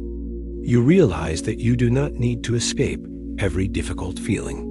You are stronger than you thought. Service and generosity again offer a path out of the prison of craving. When your life is centered on giving, craving loses its grip. The joy of helping another lasts longer than the thrill of indulgence. It nourishes the heart in a way no quick pleasure can. And in giving, you receive something deeper than escape. You receive meaning. Stories throughout Buddhist tradition illustrate this. One tells of a king who had every pleasure imaginable, yet felt restless and unsatisfied. He visited a monk who lived with nothing but a robe and a bowl, yet radiated peace. The king asked, "How can you be so happy with so little?" The monk replied, "How can you be so restless with so much?" In that simple exchange lies the essence of wisdom. Peace is not about the quantity of pleasure, but the quality of presence. Modern world constantly promises happiness through more. But Buddhism whispers another promise: happiness through enough. When you loosen the grip of craving, you discover joy that is quiet, steady, and real. It is not the thrill of escape, but the calm of being at home in yourself. And yet, there is a deeper struggle connected to pleasure, the constant distraction people use to avoid silence. Many cannot sit alone in a quiet room for even a few minutes without reaching for a phone, a song, a screen. The fear of stillness drives endless noise. But silence is not the enemy. Silence is where healing begins. As we close the chapter on pleasure and craving, we now step into the next pain, the fear of stillness and the restless distraction of the modern mind, and how Buddhist wisdom can turn silence from something we avoid into something we cherish. Distraction has become the air we breathe. Every moment is filled with noise, with alerts, with the glow of screens. People wake up and the first thing they touch is their phone. They scroll through endless feeds before even taking a breath of morning air. At work, they shift from email to text message to social media without pause. Even at night, the silence of the bedroom is broken by glowing screens. Videos playing until exhaustion finally pulls the body into restless sleep. This constant distraction is not an accident. The modern world is built to capture attention, to keep eyes locked on screens, to keep minds spinning. Technology companies study human psychology to make every app more addictive, every platform more irresistible. They sell not only products, but the most precious resource of all your attention. And in the process, countless lives slip by unnoticed. But distraction is not just about screens. It is also about the restless mind itself. Even without devices, many cannot sit still. They replay past mistakes, rehearse future conversations, and fill the present moment with endless chatter. Silence feels uncomfortable. Stillness feels threatening. To sit alone with oneself is often more frightening than any noise. Why? Because in silence, the truth rises. All the feelings we try to avoid, loneliness, sadness, fear, emptiness, surface in the quiet. Distraction is a shield against this confrontation. It keeps us moving fast enough to avoid looking inward. But the cost is enormous. By avoiding silence, we also avoid healing. We numb the pain, but we also numb the possibility of peace. The Buddha understood this tendency of the restless mind. He compared it to a monkey, leaping from branch to branch, never still. The monkey mind loves distraction. It fears silence because silence reveals reality. But Buddhist practice invites us to gently tame this mind, not with force, but with patience. Through mindfulness and meditation, the monkey learns to rest. The mind learns to be at ease in the present moment. Meditation is often misunderstood as an escape. In truth, it is the opposite. It is not about running away from reality, but about sitting directly with it. When you close your eyes and focus on the breath, distractions will rush in. Thoughts will pull you into the past, into the future, into fantasy. But the practice is to notice, to return, to breathe. Again and again, you guide the mind back. Slowly, the muscles of attention grow stronger. Slowly, silence becomes less threatening. There is a story of a monk who told his student to sit quietly in a room for 1 hour without distraction. The student lasted only 10 minutes before bursting out, saying, "It is unbearable. My mind is too loud, the silence too heavy." The monk smiled and said, "It is not the silence that is unbearable. It is your own mind. Learn to make peace with your mind, and silence will become your friend." This is the heart of the practice, learning to befriend silence. At first, it may feel empty, but with time, you begin to hear what you had been missing: the sound of your own breath, the rhythm of your heart, the subtle whispers of peace that had always been there beneath the noise. Distraction steals life in small pieces. Each notification pulls you away from the present. Each moment lost in scrolling is a moment not lived. The Buddha taught that life is found only in the present. The past is gone, the future is not yet here. If you are distracted, you miss life itself. But when you are mindful, even washing dishes becomes sacred. Even walking becomes meditation. Even silence becomes a song. To practice this, you do not need to escape to a mountain. You can begin where you are. Choose one activity each day to do without distraction. Drink a cup of tea without your phone. Walk for 5 minutes without music. Sit in your room for 2 minutes and simply breathe. These simple practices retrain the mind.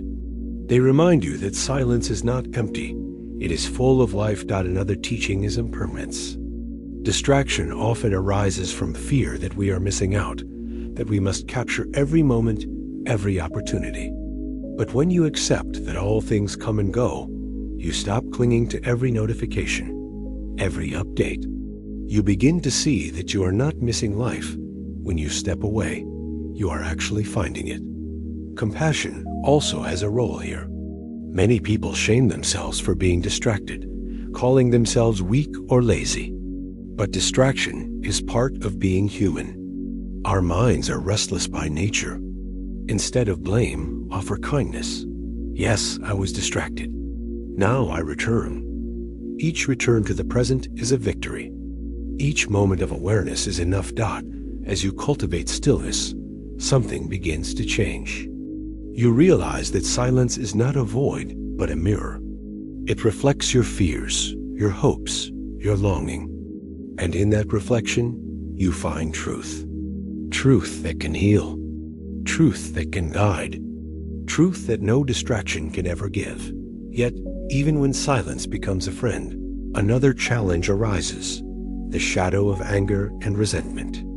For many, the moment of stillness reveals not only peace, but also buried rage, old wounds, and unresolved conflicts.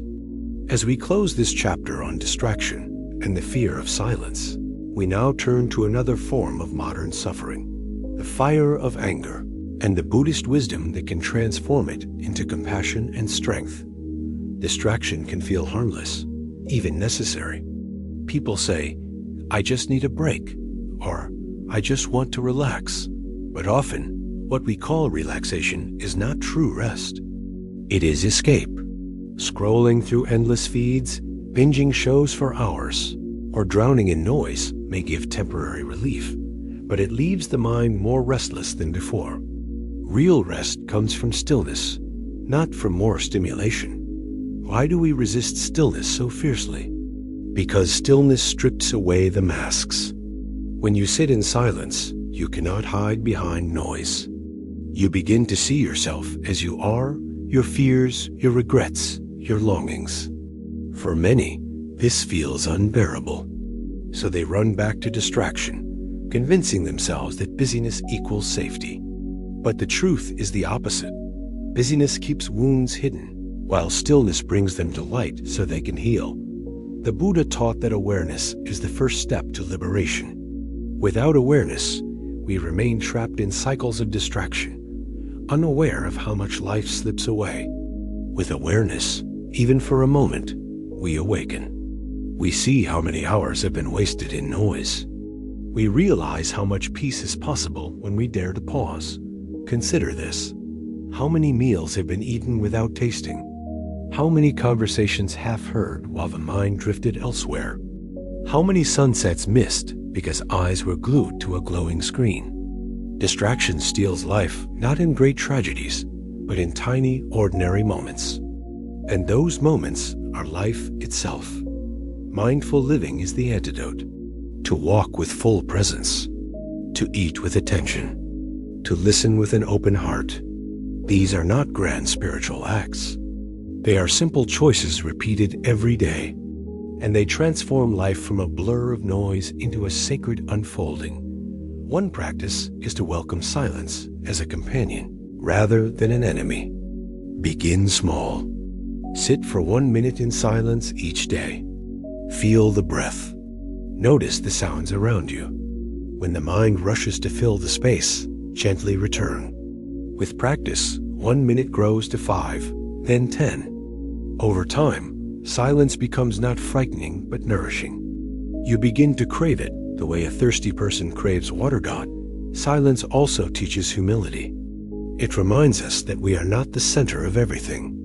When we listen without speaking, when we pause instead of rushing, we hear life in its fullness. The rustle of leaves, the laughter of children, the rhythm of our own hearts, all speak when we are still enough to listen. Compassion for ourselves is essential on this path. The mind will wander. Distraction will return. Do not scold yourself. Simply return again and again. Each return is practice. Each return is progress. The path is not perfection. The path is presence. Asterisk, the beauty of learning to rest in silence is that it prepares us for deeper challenges. When we can sit with stillness, we are better equipped to sit with strong emotions. And among the strongest is anger. Many people, when they finally slow down, discover how much anger they carry. Anger at injustice, at betrayal, at themselves. It rises like fire when the noise fades. Here lies the next great challenge. Silence may soothe, but it can also reveal. And what it often reveals is rage, resentment, bitterness. These emotions can feel overwhelming. They can burn. Relationships poison the heart and cloud the mind. Yet, just as mindfulness can tame distraction, it can also transform anger. So as we close the chapter on distraction and the fear of stillness, we now walk into another storm of the human heart, the fire of anger. In the next part, we will see how Buddhist wisdom offers not denial of anger, but transformation, turning this destructive force into compassion, strength, and clarity. Anger is fire. It burns hot, quick, and fierce. Sometimes it explodes like thunder, shaking the air with shouting and slammed doors. Other times it simmers quietly, a slow boil under the surface, hidden behind tight smiles and polite words. Whether loud or silent, anger consumes energy, poisons relationships, and leaves behind ashes of regret. Modern life provides endless fuel for anger. Traffic jams that steal precious hours. News headlines that spark outrage. Workplace conflicts that leave people feeling unheard or unvalued. Family arguments that reopen old wounds. Even small irritations, someone cutting in line, a careless remark, a broken promise can ignite flames that feel impossible to control. At its core, anger is often a mask for pain. Beneath the shouting lies hurt. Beneath the clenched fists lies fear. Anger is the armor we wear when we feel vulnerable, when we feel powerless, when something precious has been threatened. But instead of protecting us, this armor traps us. It hardens the heart and blinds the mind. The Buddha understood this clearly. He taught that anger is like holding a burning coal, waiting to throw it at someone else. But while you wait, the coal burns your own hand. Anger may feel powerful in the moment, but in truth, it hurts the one who carries it most. This is why forgiveness, compassion, and letting go are not only kindness toward others, they are acts of liberation for yourself. Consider how anger shapes relationships. Words spoken in anger cut deeper than knives. A single moment of rage can erase years of trust. Families divide, friendships end, marriages collapse, all because anger was allowed to rule instead of being transformed. And even when relationships survive, the scars remain. But what happens if anger is suppressed instead of expressed? Suppressed anger turns inward. It becomes bitterness, resentment, even illness. The body keeps the score. Tension in the shoulders, headaches, ulcers, sleepless nights. Suppression is no cure. It is only another prisoned out. So what is the way forward? Buddhism does not tell us to deny anger or pretend it does not exist. Instead, it invites us to face anger with awareness. When anger arises, pause, breathe. Notice how it feels in the body, the heat in the chest, the tightness in the jaw, the rush of adrenaline. By observing without acting, you create space between the fire and the action. In that space lies freedom. Mindfulness turns anger from a master into a messenger. Instead of reacting blindly, you ask, what is this anger pointing to? What pain lies beneath it? What need is being ignored? In this way, anger becomes a teacher rather than a tyrant. Compassion is the next step. Remember that the person who hurt you is also suffering. Their actions may be unskillful, but they are driven by their own pain, fear, or ignorance. This does not excuse harm, but it explains it. When you see their humanity, forgiveness becomes possible.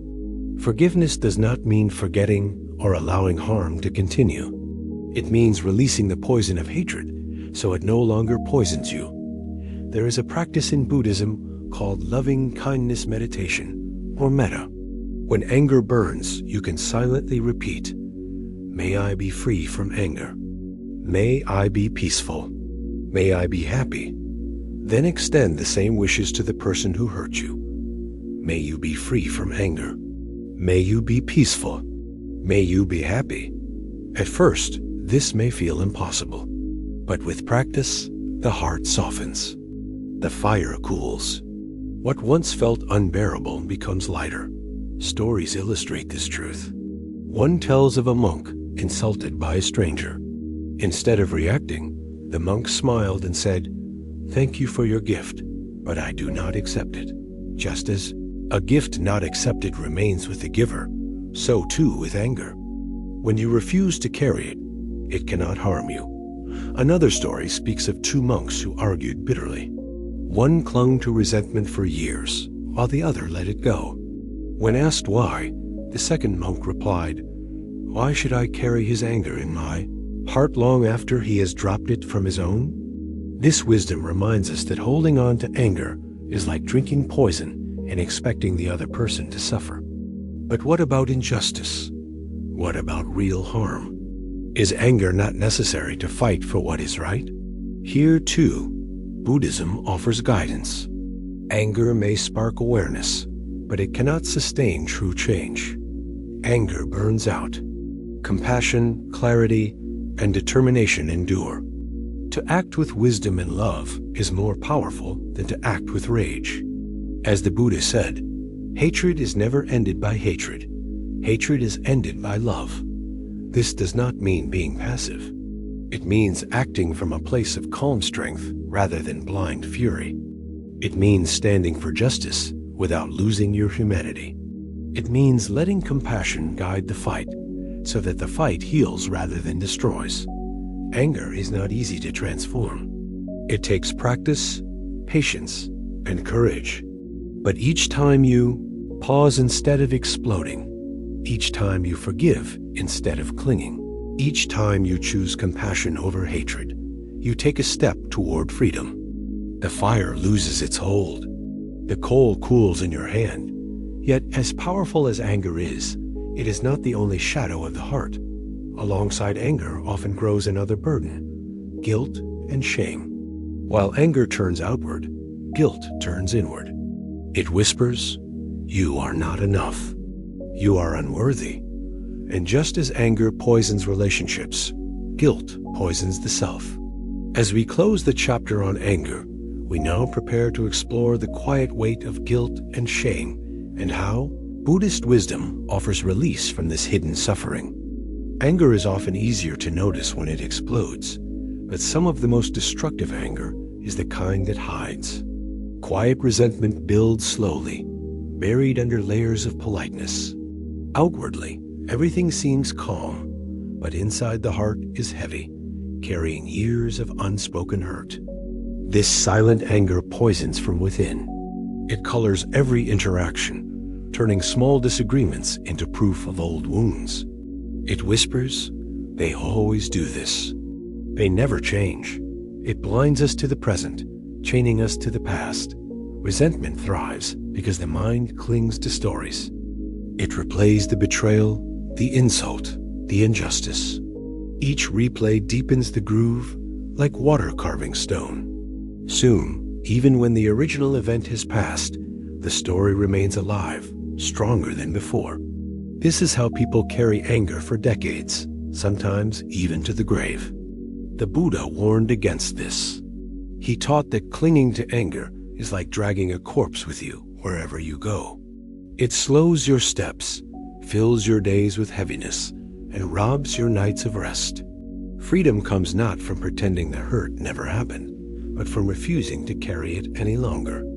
Forgiveness is the tool of release, but forgiveness is misunderstood.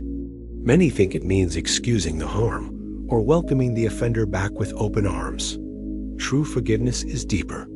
It is the choice to stop feeding the fire, to stop letting another person's action determine your inner peace.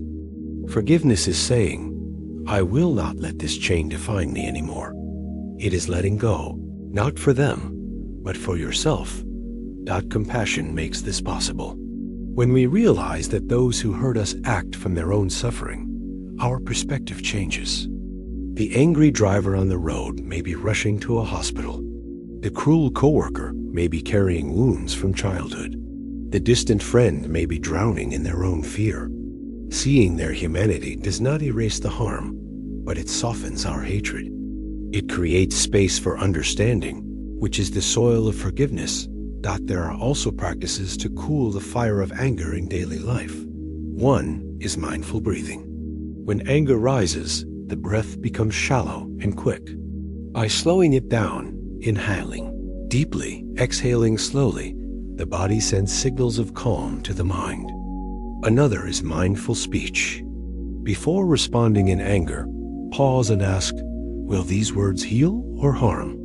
This pause can save relationships, save trust, save hearts from unnecessary scars. Another powerful practice is reflection on impermanence. The person who angers you today may not even be alive tomorrow. The argument that feels urgent now will be forgotten in a year. When we remember the shortness of life, anger loses its power. What matters most is not being right, but being kind. Yet anger is stubborn. It will rise again and again. This is why patience is essential. Each time anger arises, see it as a visitor. Do not invite it to stay. Do not feed it. Simply notice it, breathe with it, and let it go. Over time, the visits grow shorter, the fire burns less fiercely, and peace becomes your natural state. But there is another side to anger at oneself. Many carry guilt, regret, or shame for mistakes they have made. This anger does not lash out at others. It lashes inward. It says, I should have known better. I should have done more. I do not deserve peace. This self-directed anger can be even more destructive than outward rage. It erodes self-worth, isolates the heart, and makes forgiveness feel impossible. Buddhist wisdom offers hope here too. The Buddha taught that all beings make mistakes. To be human is to stumble. What matters is not perfection, but intention. When we see our faults clearly and commit to learning from them, we transform guilt into growth. Self-forgiveness is not indulgence. It is the recognition that you, like all beings, are imperfect and still worthy of compassion. As we reflect on anger, both outward and inward, we see that it is part of the human condition, but it does not need to be our prison. Through awareness, compassion, forgiveness, and patience, we can cool the fire, release the chains, and walk lighter. And yet, beyond anger lies another shadow, quieter but just as heavy, guilt and shame. While anger burns hot, guilt weighs cold. It whispers in the night, reminding us of failures, mistakes, and regrets. It convinces us we are unworthy of love, unworthy of peace. As we close the chapter on anger, we now step into the next form of suffering, the burden of guilt and shame, and how Buddhist wisdom offers the freedom of self-compassion and renewal. Guilt is a heavy stone carried in the heart. Shame is the shadow that follows everywhere, no matter how bright the sun. Unlike anger, which points outward, guilt and shame point inward. They whisper, "I am not enough. I have failed. I do not deserve peace." While anger burns hot, guilt and shame freeze the spirit, leaving a person trapped in silence, weighed down by invisible chains. These feelings are among the most painful of human experiences. They arise from mistakes, from regrets, from choices we wish we could undo. They also arise from standards imposed by others' families, cultures, societies that make us feel unworthy even when we have done nothing wrong. A child grows up hearing they are never good enough, and that voice becomes their own. An adult makes one mistake and carries it as proof of being broken forever. Shame convinces us that we are defined by our worst moments. Modern life magnifies this suffering. Social media shows curated perfection, convincing us that everyone else is thriving while we alone are failing. Workplaces demand endless productivity, leaving people feeling guilty when they rest. Families and communities often place heavy expectations on success, marriage, behavior, and identity. Anyone who does not meet these expectations may be shamed, excluded, or made to feel unworthy. But guilt and shame are not the same. Guilt says, "I did something wrong." Shame says, "I am something wrong." Guilt can sometimes be healthy. It reminds us when our actions have caused harm, inviting us to make amends. But when guilt hardens into shame, it becomes toxic. Shame attacks the self, convincing us that we are beyond redemption. This is why shame is so destructive. It does not only point to an action, it consumes identity. The Buddha's teaching offers a different view. He taught that no one is defined forever by their mistakes. All beings have the capacity for change, for growth, for awakening. Karma is not a punishment, but a process. Our actions plant seeds, and those seeds bear fruit. But at any moment, we can plant new seeds. The past may shape us, but it does not imprison us. With awareness and intention, we can transform guilt into wisdom, shame into compassion. Imagine a garden. If you neglect it, weeds grow. If you plant bitterness, bitterness spreads. But if you begin today to plant kindness, patience, and love, the garden changes. It does not happen overnight, but slowly the soil heals. Life returns. So too with the heart. Mistakes may have planted weeds, but with mindfulness and compassion, new seeds can grow. One of the most healing practices is self-compassion. When guilt whispers, "I am worthless," answer with kindness, "I am human. I make mistakes. I can learn. I can begin again." Place your hand on your heart, breathe, And remind yourself that you deserve the same compassion you would offer to a loved one. Self-compassion does not excuse harm. It creates the strength to face it, to take responsibility, and to move forward with clarity. Another practice is confession and forgiveness. In Buddhist traditions, practitioners sometimes bow and acknowledge their faults openly. This is not humiliation, it is liberation. To bring guilt into the light is to weaken its hold. To confess is to say, I see my mistake, I take responsibility, and I choose a new path. Forgiveness follows, not as a denial of the past, but as a release from its chains. It is also important to see guilt clearly. Many people feel guilty for things beyond their control. A parent's unhappiness, a partner's anger, a tragedy they could not prevent. This misplaced guilt is a heavy burden with no truth beneath it. Buddhist wisdom teaches us to distinguish what is ours to carry and what is not. When we see clearly, we can put down the stones that were never ours in the first place. Shame often tells us we are alone, that no one else has ever failed as badly as we have. But this is a lie. Every human being carries mistakes, regrets, and wounds. To remember this is to reconnect with humanity itself.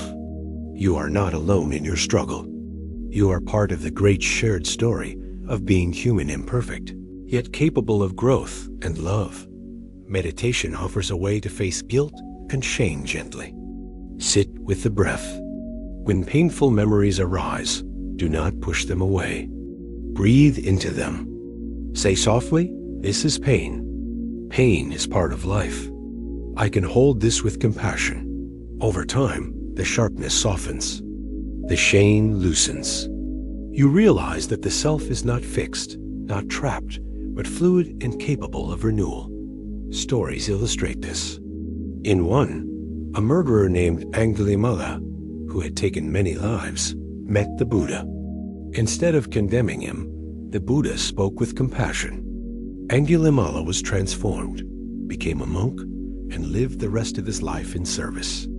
His story shows that no one is beyond redemption. Even the darkest past can give way to light when touched by wisdom and compassion. Journey through guilt and shame is not easy. It takes courage to face regret, to forgive oneself, to start anew. But each step brings freedom.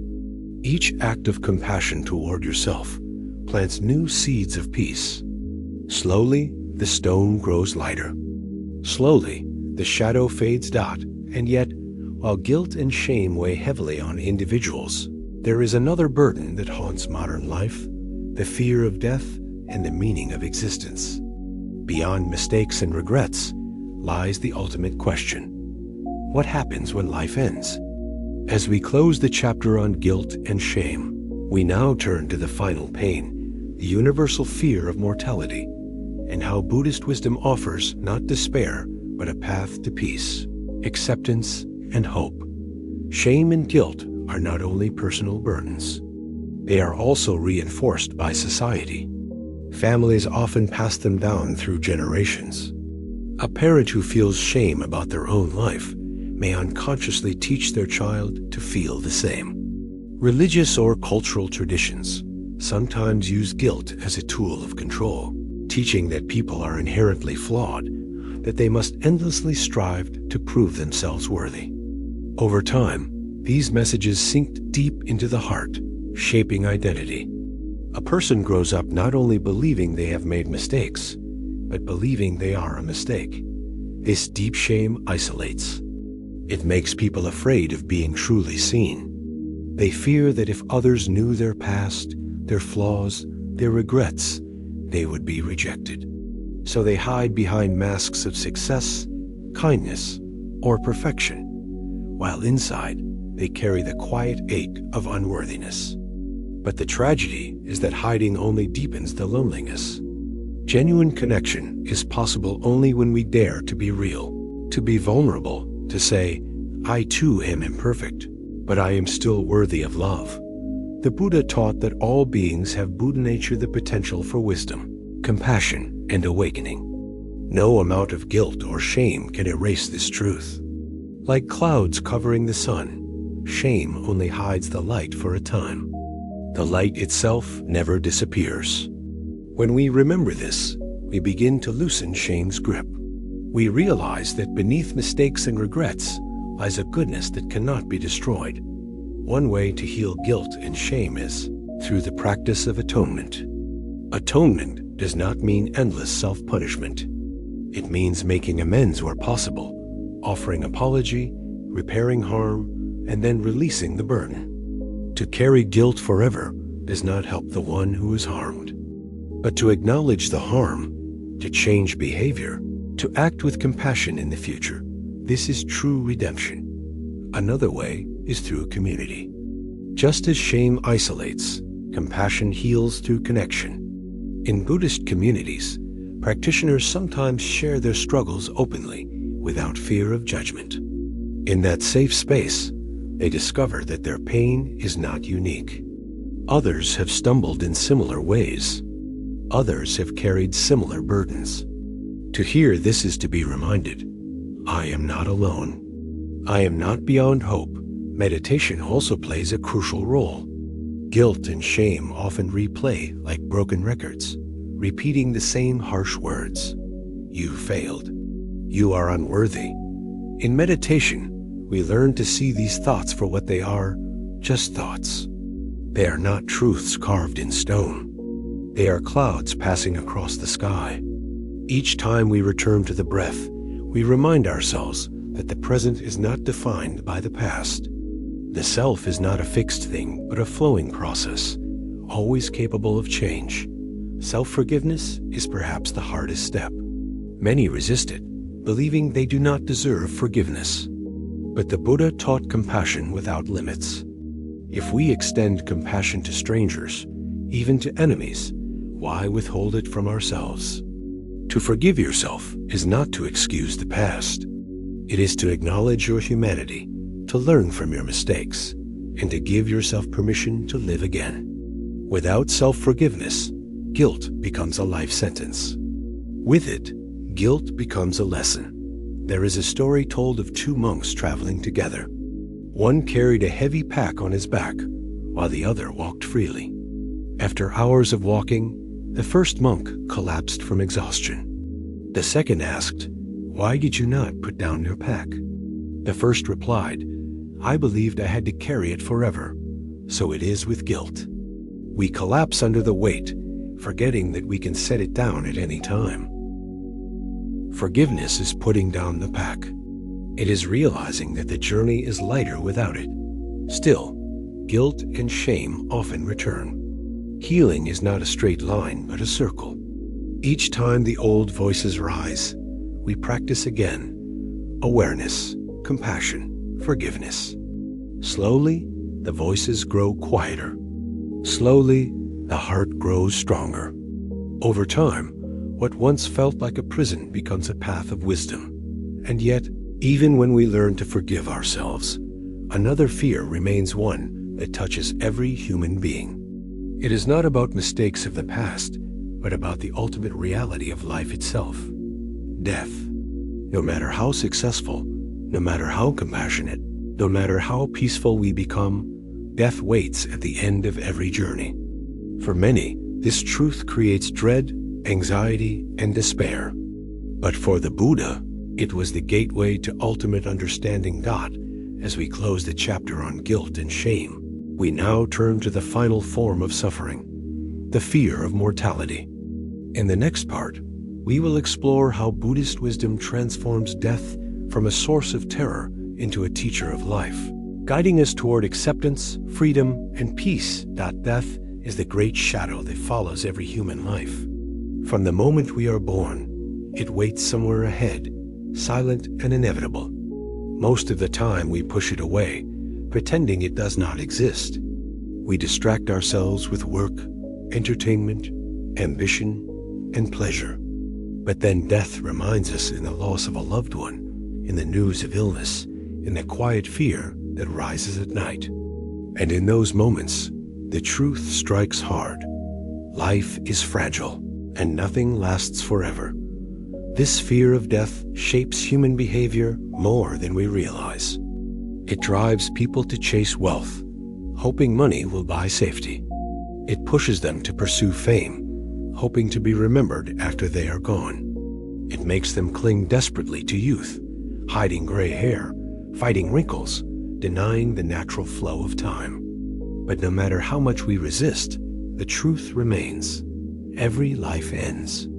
Every body ages. Every breath brings us closer to the final one. For many, this realization is unbearable. The thought of disappearing, of losing everything, of not knowing what lies beyond, these fears create anxiety, denial, and despair. Some avoid thinking about death at all. Others obsess over it, imagining every possible danger. Still others numb themselves, chasing pleasure as a way to forget. But none of these strategies bring peace. They only deepen the fear. The Buddha faced this reality directly. Before his enlightenment, he encountered an old man, a sick man, and a corpse. These sights shook him, revealing the truth that all beings suffer, age, and die. Instead of turning away, he turned toward this truth, seeking a path beyond fear. His awakening revealed that death, like all things, is impermanent, and within this impermanence lies freedom. Buddhist wisdom teaches that clinging is the root of fear. We fear death because we cling to life as if it were ours to control. We cling to possessions, relationships, identities, believing they define us. But when we remember that nothing is permanent, not even ourselves, the fear softens. Life is not something to own, but something to experience. Death is not an enemy, but a natural part of the cycle. Imagine waves on the ocean. Each wave rises, moves, and falls. No wave lasts forever, but the ocean remains. In the same way, each life arises, lives, and passes. The forms change, but the great ocean of being continues. To fear death is to forget the ocean, to cling only to the wave. To accept death is to rest in the vastness of life itself. This perspective does not erase grief.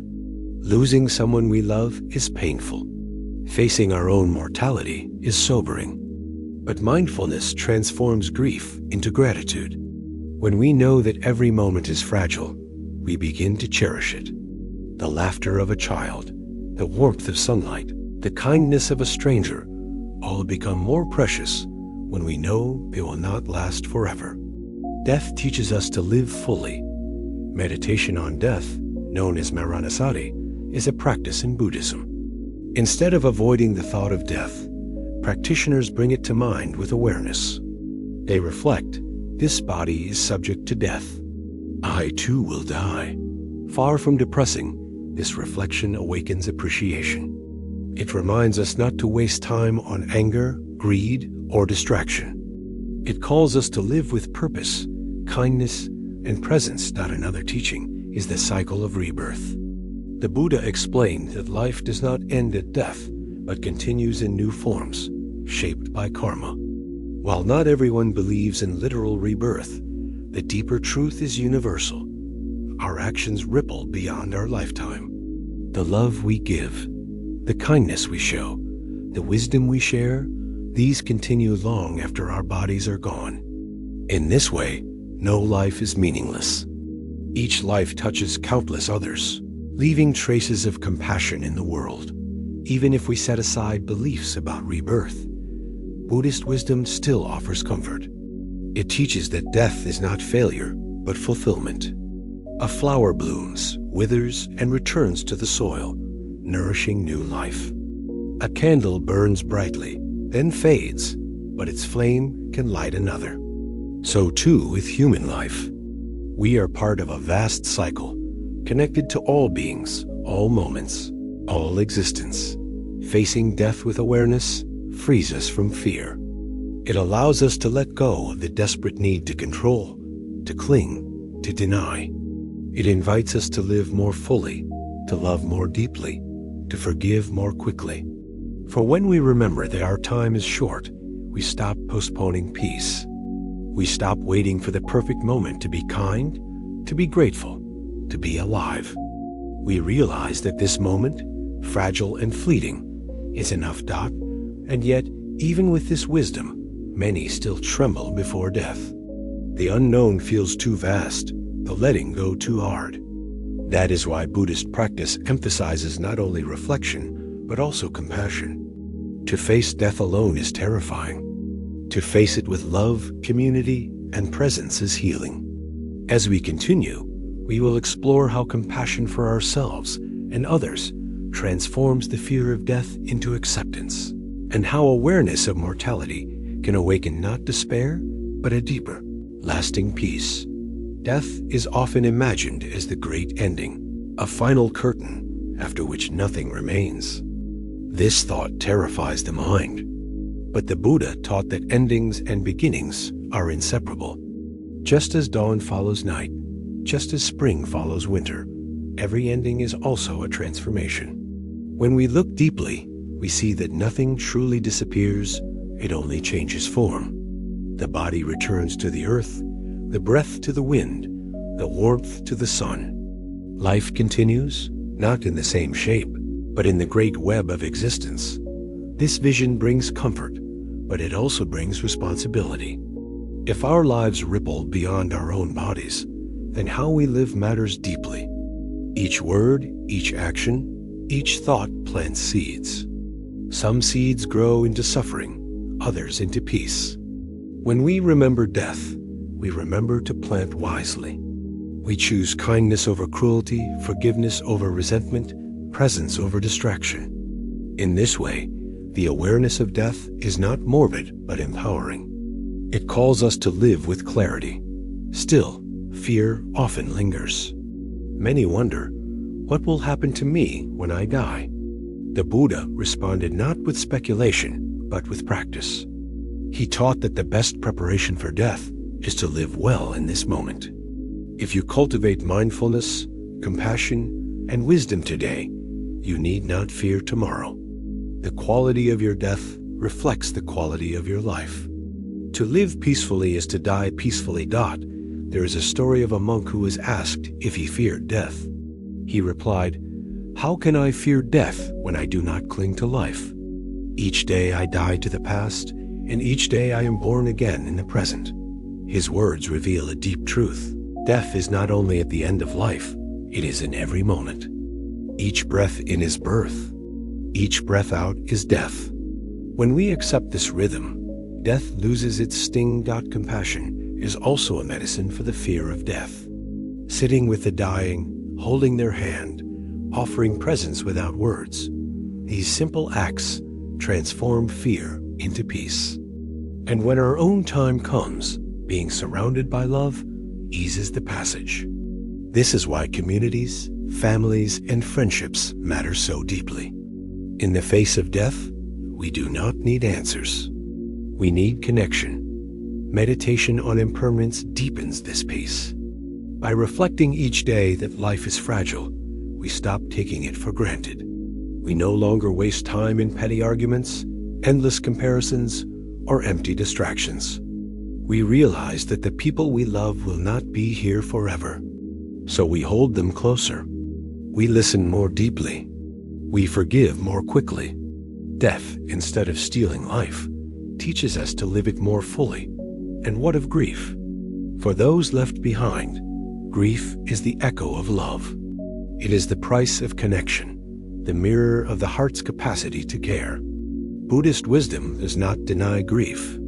It invites us to feel it fully, to honor the love beneath it, and to let it transform us. Grief is not something to escape, but something to embrace. It softens the heart, makes us humble, and connects us to the suffering of all beings. There is also hope in legacy. The Buddha taught that our actions outlive us. When we show kindness, it continues in the hearts of those we touch. When we share wisdom, it shapes lives beyond our own. When we live with compassion, we leave behind not only memories, but a ripple of goodness that expands outward. In this way, no one truly dies. Their love continues, their influence continues, their spirit continues, To face death with courage is the final freedom. It does not mean pretending we are not afraid. It means walking into the unknown with open eyes and an open heart. It means trusting that just as every breath has carried us to this moment, the final breath will carry us onward. It means remembering that life is not measured by its length, but by its depth, by how fully we have loved, forgiven, and awakened. When we embrace this truth, death no longer feels like an enemy. It feels like a teacher, the last and greatest reminder to live now. Each day becomes precious. Each moment becomes sacred. And when the end comes, we meet it not with resistance, but with acceptance, as a traveler finally laying down to rest after a long journey. And so, as we close this exploration of suffering, stress, anxiety, ambition, craving, distraction, anger, guilt, and death, we arrive at a deeper truth. Each pain is real, but each pain also contains the seed of freedom. Through mindfulness, compassion, and wisdom, suffering becomes a doorway to peace. In the final chapter, we will weave these lessons together, offering hope, clarity, and a gentle call to action, to live fully, to love deeply, and to walk the path of freedom. The Buddha revealed that we have traveled together through the great landscape of human suffering. We have seen stress weighing down the heart, money tightening its grip, relationships breaking under strain, anxiety stealing peace, ambition turning into chains, craving chasing endless pleasure, distraction numbing the soul, anger burning like fire, guilt whispering lies of unworthiness, and death casting its long shadow. Each of these is real. Each of these touches countless lives. Perhaps as you listened, you recognized your own story in these words. Perhaps you felt the weight of your own struggles reflected back to you. But through every pain, we also discovered a doorway. In stress, the doorway was breath. In money, it was generosity. In relationships, it was compassion. In anxiety, it was mindfulness. In ambition, it was balance. In craving, it was moderation. In distraction, it was silence. In anger, it was forgiveness. In guilt, it was self-compassion. In death, it was acceptance. Again and again, the Buddha's wisdom showed us that suffering is not a dead end, but a path that can lead us out of darkness. If we dare to walk it with awareness, that the teachings are simple, yet their power is profound. Breathe, be present. Let go, love. These words may seem small compared to the storms of life, but in truth, they are stronger than any storm. They do not promise to erase suffering. They promise something deeper, the strength to face suffering without being destroyed, the clarity to see suffering as teacher rather than enemy, the freedom to live with peace even in the middle of chaos. Remember the story of the lotus. The lotus is one of the most beautiful flowers, yet it grows in muddy water. Without the mud, there is no lotus. In the same way, without suffering, there can be no awakening. The pain you carry is not proof of your failure. It is the soil of your transformation. Every moment of struggle can become a seed of wisdom if you water it with mindfulness and compassion. This path is not abstract. It is practical, available in the smallest acts of daily life. When you pause before reacting in anger, you are walking the path. When you breathe deeply in the middle of stress, you are walking the path. When you choose kindness over cruelty, patience over haste, gratitude over greed, you are walking the path. Each step matters. Each step brings freedom a little closer, and you are not alone on this journey. Millions across the world walk it too, in temples, in cities, in quiet rooms, in crowded streets. Some wear robes, others wear suits, others wear simple clothes. What unites them is not appearance, but intention. The intention to live with awareness, compassion, and love. You too can join this great community of seekers. Wherever you are, whatever your circumstances, the path is open to you. it is important to remember that the goal is not perfection. The Buddha did not ask us to become saints overnight. He asked us to practice, to fall and rise again, to notice when we are lost, and to return gently to the present. Every return is victory. Every effort plants seeds. Over time, those seeds grow into peace. So as this journey comes to a close, let it also be a beginning. Carry with you the lessons that spoke most deeply to your heart. Perhaps it was the reminder to breathe. Perhaps it was the courage to forgive. Perhaps it was the acceptance of impermanence. Whatever it was, let it guide you. Let it be your companion in the days ahead. Life will not stop testing you. There will be more stress, more fear, more loss. But now you carry tools you did not have before. Now you know that even in pain, there can be clarity. Even in loss, there can be love.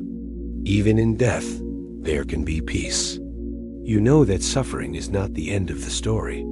It is the beginning of awakening. Close your eyes for a moment and take a breath. Feel it enter. Feel it leave. This breath is life. This breath is enough. And in this breath, you are free. May you walk gently. May you live fully. May you love deeply. May you find the peace that has always been waiting inside you. The path is here. The path is now. Take the step